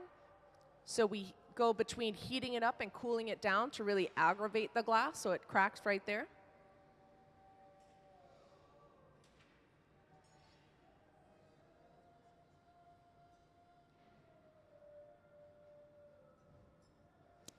Now he's making sure that that punty rod is right on center. Drops of water to aggravate that glass even more. And then vibrations from the pipe start the crack.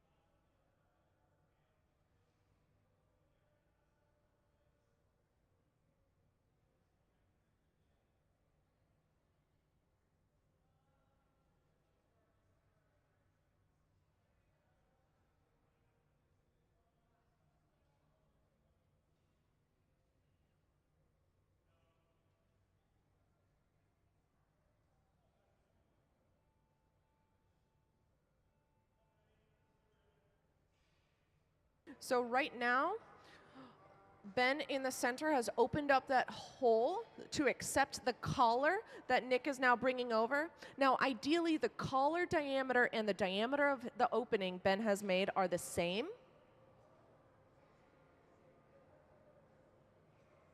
And look at that, they match.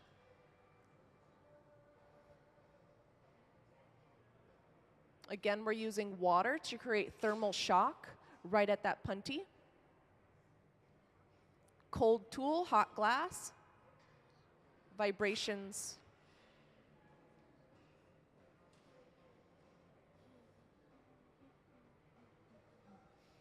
Now, whenever the glass is on the hot shop floor and being manipulated, it has to stay above 900 degrees, otherwise it will crack, which is why Ben is constantly going back inside that reheating furnace.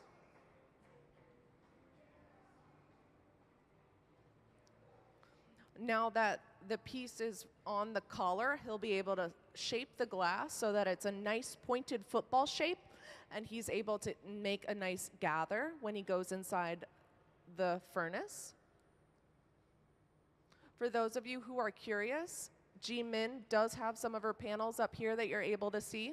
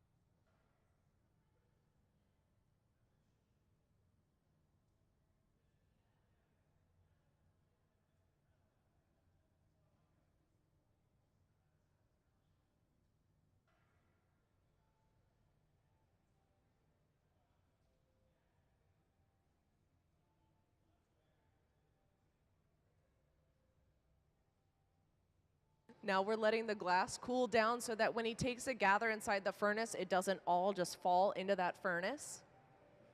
He's creating what's known as a cold core.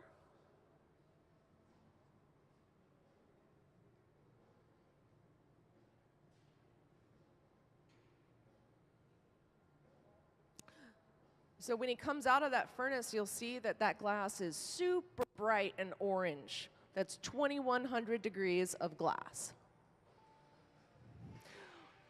Ben just did what's known as a strip gather. He gathered a bunch of glass and then he stripped it off into a bucket. That glass that was stripped off will be recycled into the furnace the next time it's charged.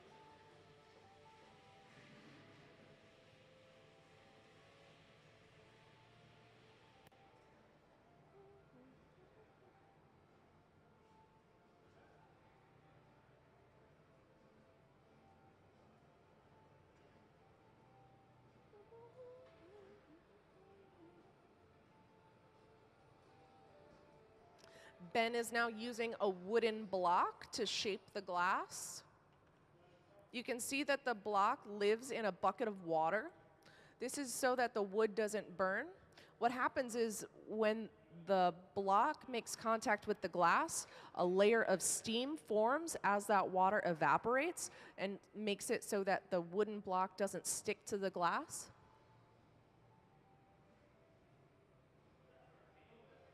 Now he's using a wet newspaper to shape the glass. This is the closest he will come to physically touching the glass with his bare hand.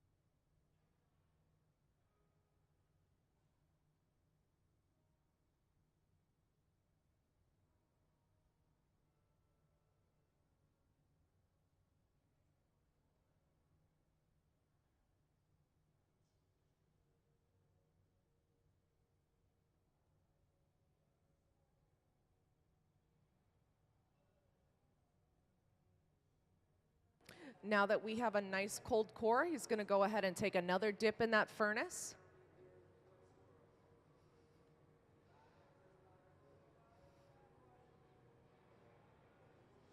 There's the strip.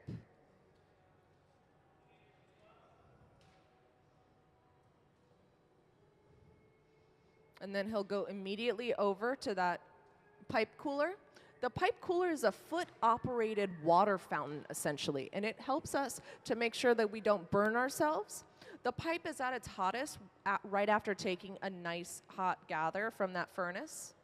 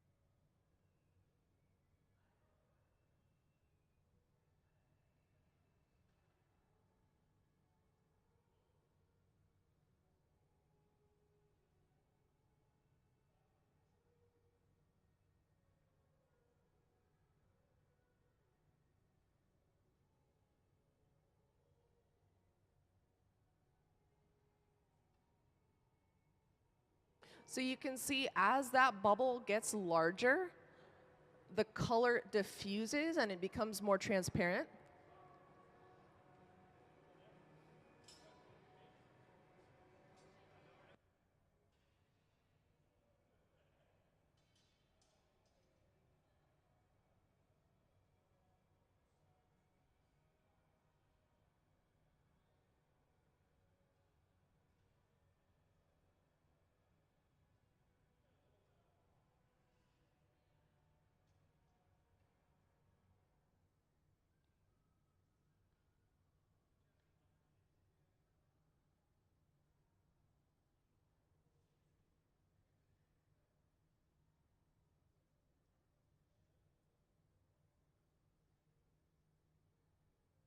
Right now, they're putting in that jack line, making sure that we're able to break that piece off really nice, using gravity and centrifugal force to stretch that bubble.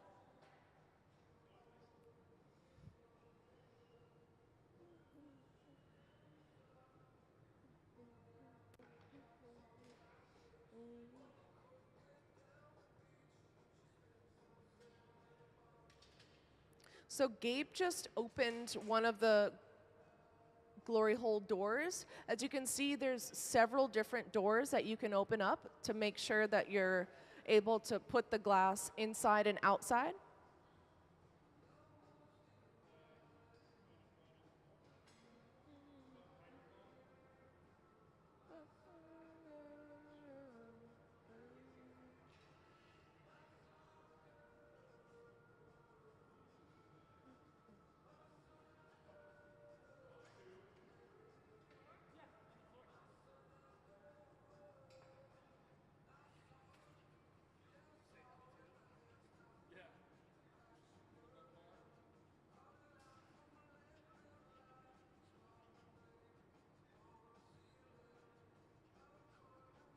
Like that?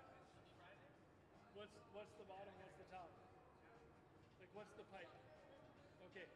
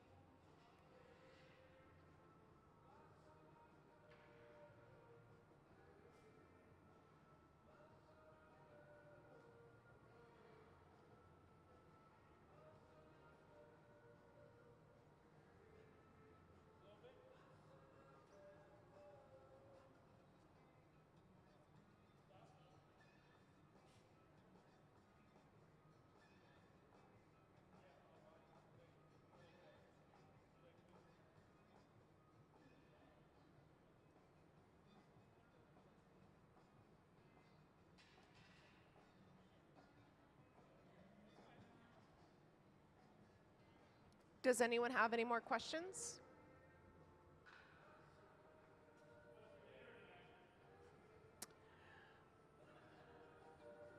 The question was, what is for dinner tonight?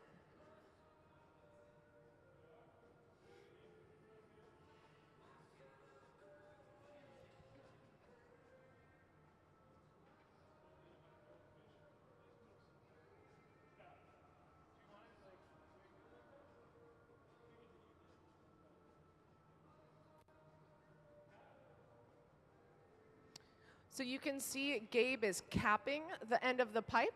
That's so when Ben puts pressure on that bubble, it doesn't compress.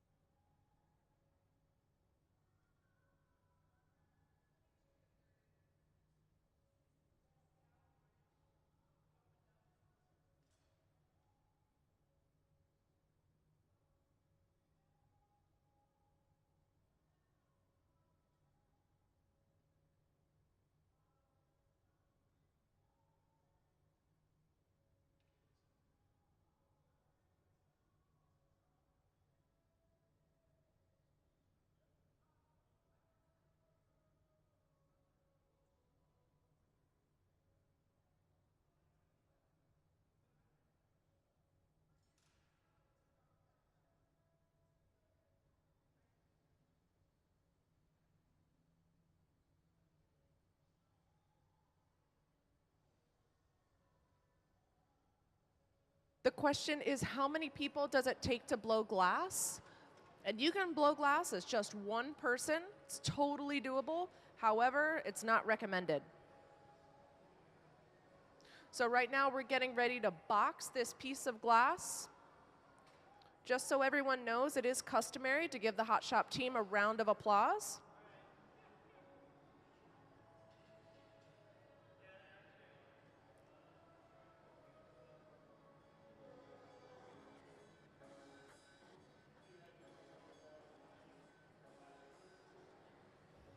So right now, Ben is heating up that punty, make sure it's really nice and gooey. Then he'll shock it with that glass of water, that drop of water.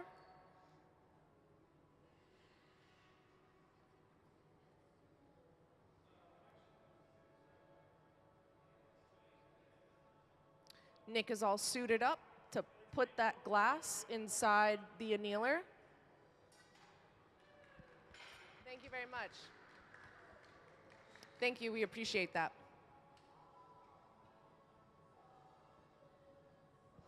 Into the annealer, that piece of glass will go. It'll slowly reach room temperature over the course of about 8 hours.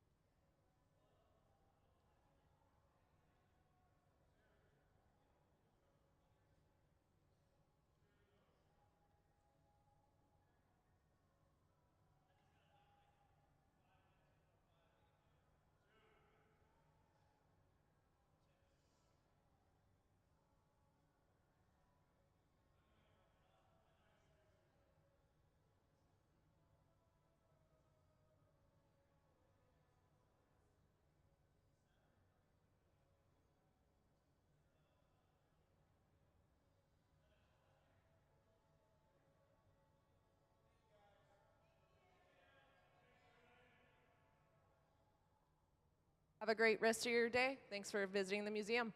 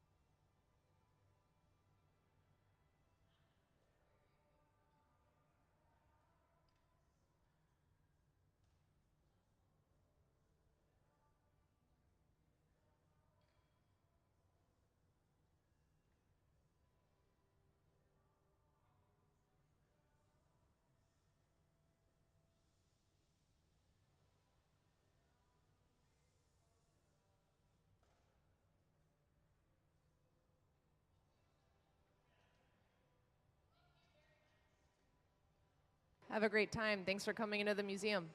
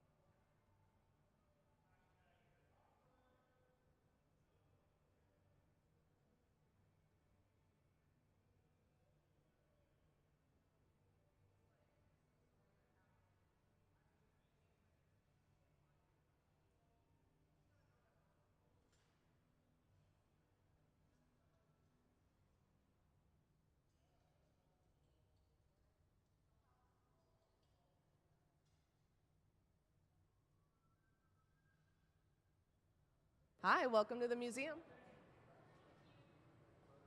Right now we're making glass for our visiting artist, Jiemin. We have picked up a panel of glass similar to the ones that are over here that she made beforehand.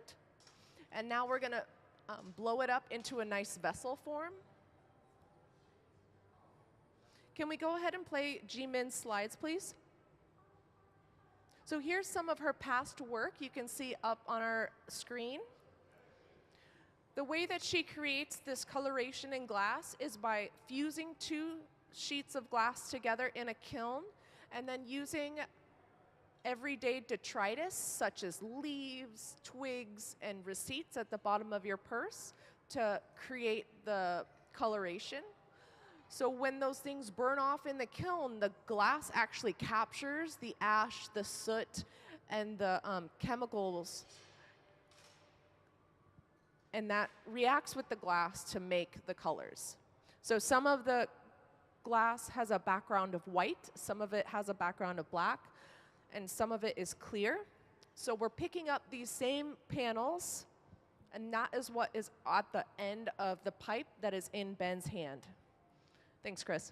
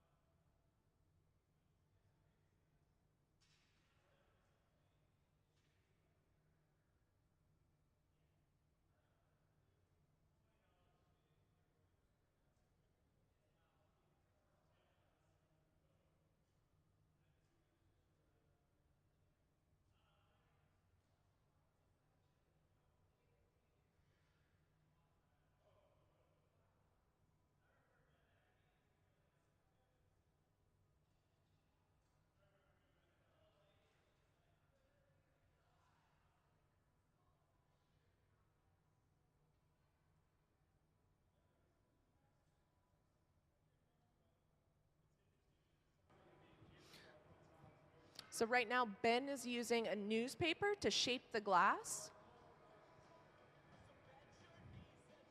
He's making it into a nice cone shape so that he can transfer the glass onto the punty that Gabe is making in the corner.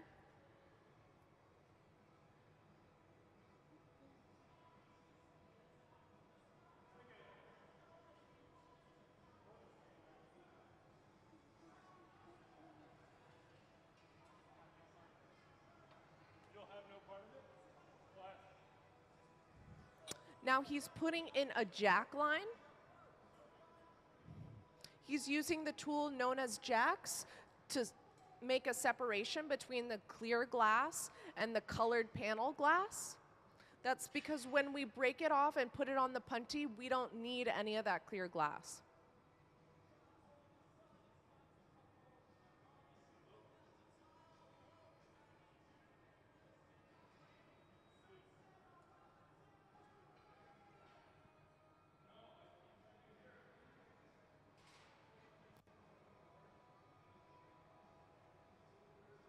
Do let me know if you have any questions at all.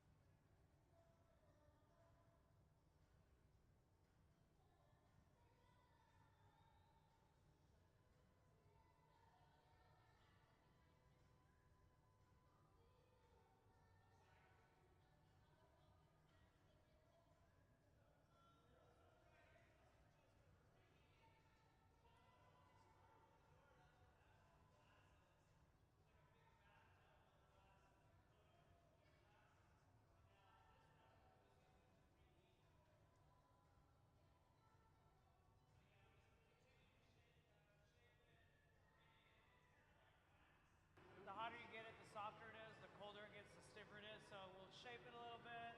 Start to cool down. And so right now, Ben is using newspaper to shape the glass. It's the closest he'll get to physically touching it.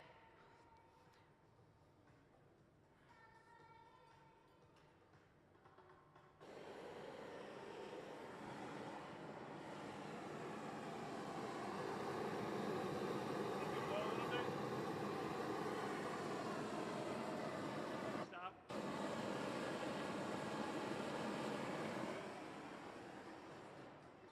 You can see that as the glass becomes more inflated, that color becomes more subtle. Those panels we started off with were glass color concentrate. So we started off with a mixture of clear and white.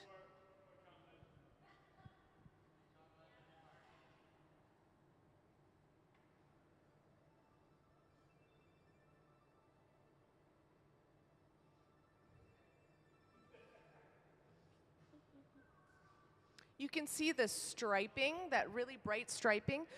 That is some of the coloration from the original panel.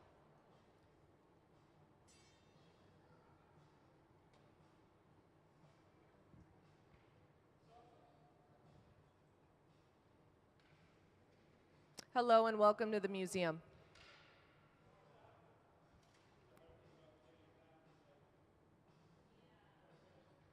Right now we're making glass for our visiting artist, Jiemin. Can we go ahead and play your slides, please? Here's some of the context. So this is the fused glass panels I'm referring to. This is how we're getting the color in our glass today. How it's created is by taking two pieces of glass, putting them in a kiln and fusing them together. In between those two layers of glass is detritus from everyday life, leaves, twigs, the receipts from the bottom of your purse, you name it. When the glass gets hot, it burns off that detritus, and it creates these spontaneous and organic colorations inside the glass. She does not use any colored glass besides the backing of the panel, which is either white, black, or clear. Thanks, Chris. Jiemin hails from Chicago. She has an MFA from RISD, Rhode Island School of Design, and she was selected as a 2022 visiting artist out of a very competitive pool of applicants. Do let me know if you have any questions at all. I am here as your hot shop guide today.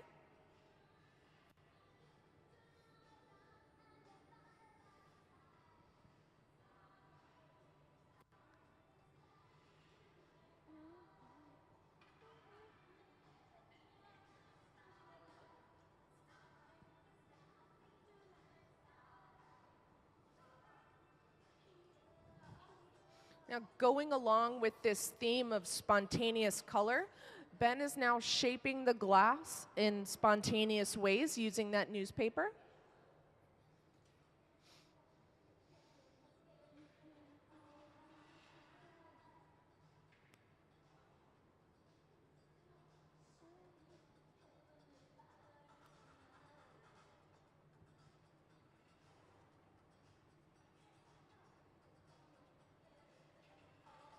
So when we make glass, we're actually making it backwards. So right now we're actually working on the bottom of the vessel. And when we transfer the glass onto a punty from the pipe, then we'll be working on the top of the vessel.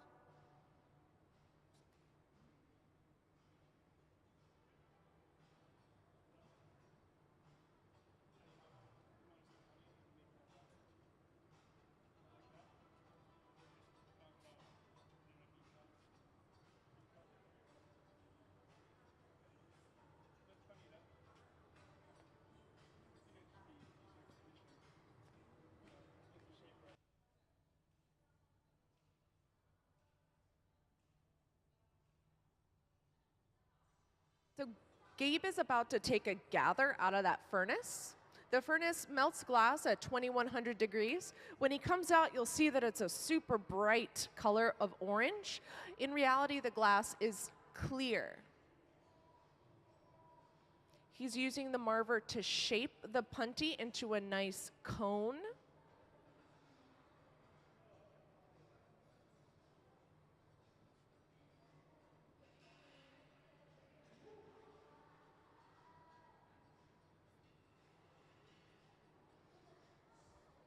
The tool he's using to shape that punty is called the marver.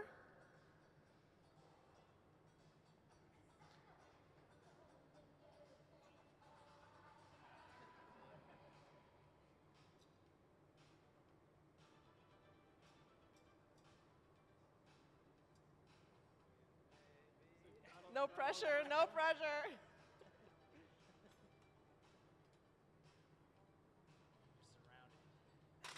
Yeah, come on, Nick. Go, Nick. Join in. Give me my phone. Instagram where it didn't happen. Should have worn my.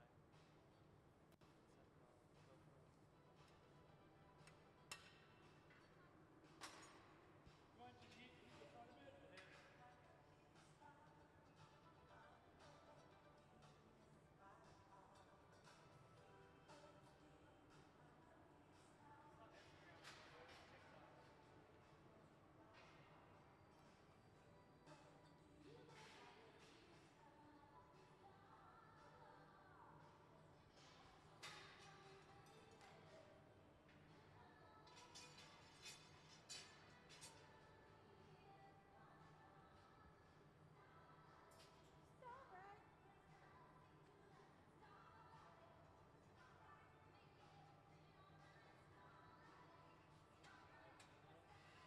You want to turn that oven up, Nick? Turn the oven up. Turn the oven up. Oven up. We're just gonna take one. Oven up. Oven up.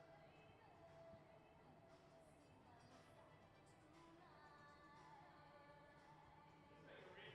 me think of The Voice. Such a good show.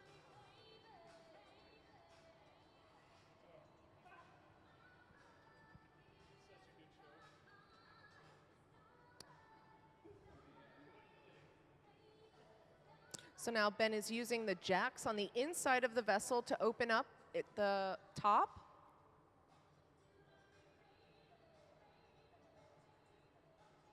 Our visiting artist Jiemin has communicated the shape, and it's Ben's job to translate it into glass.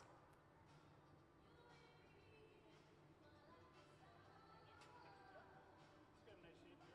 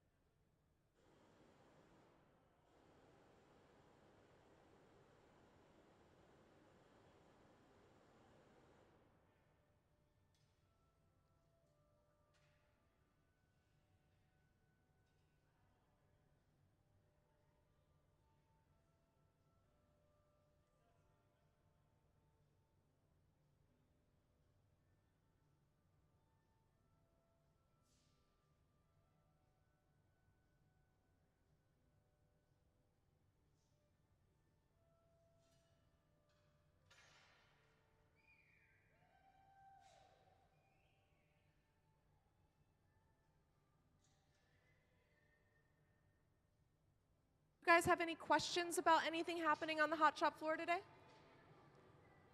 Cool. Enjoy the show.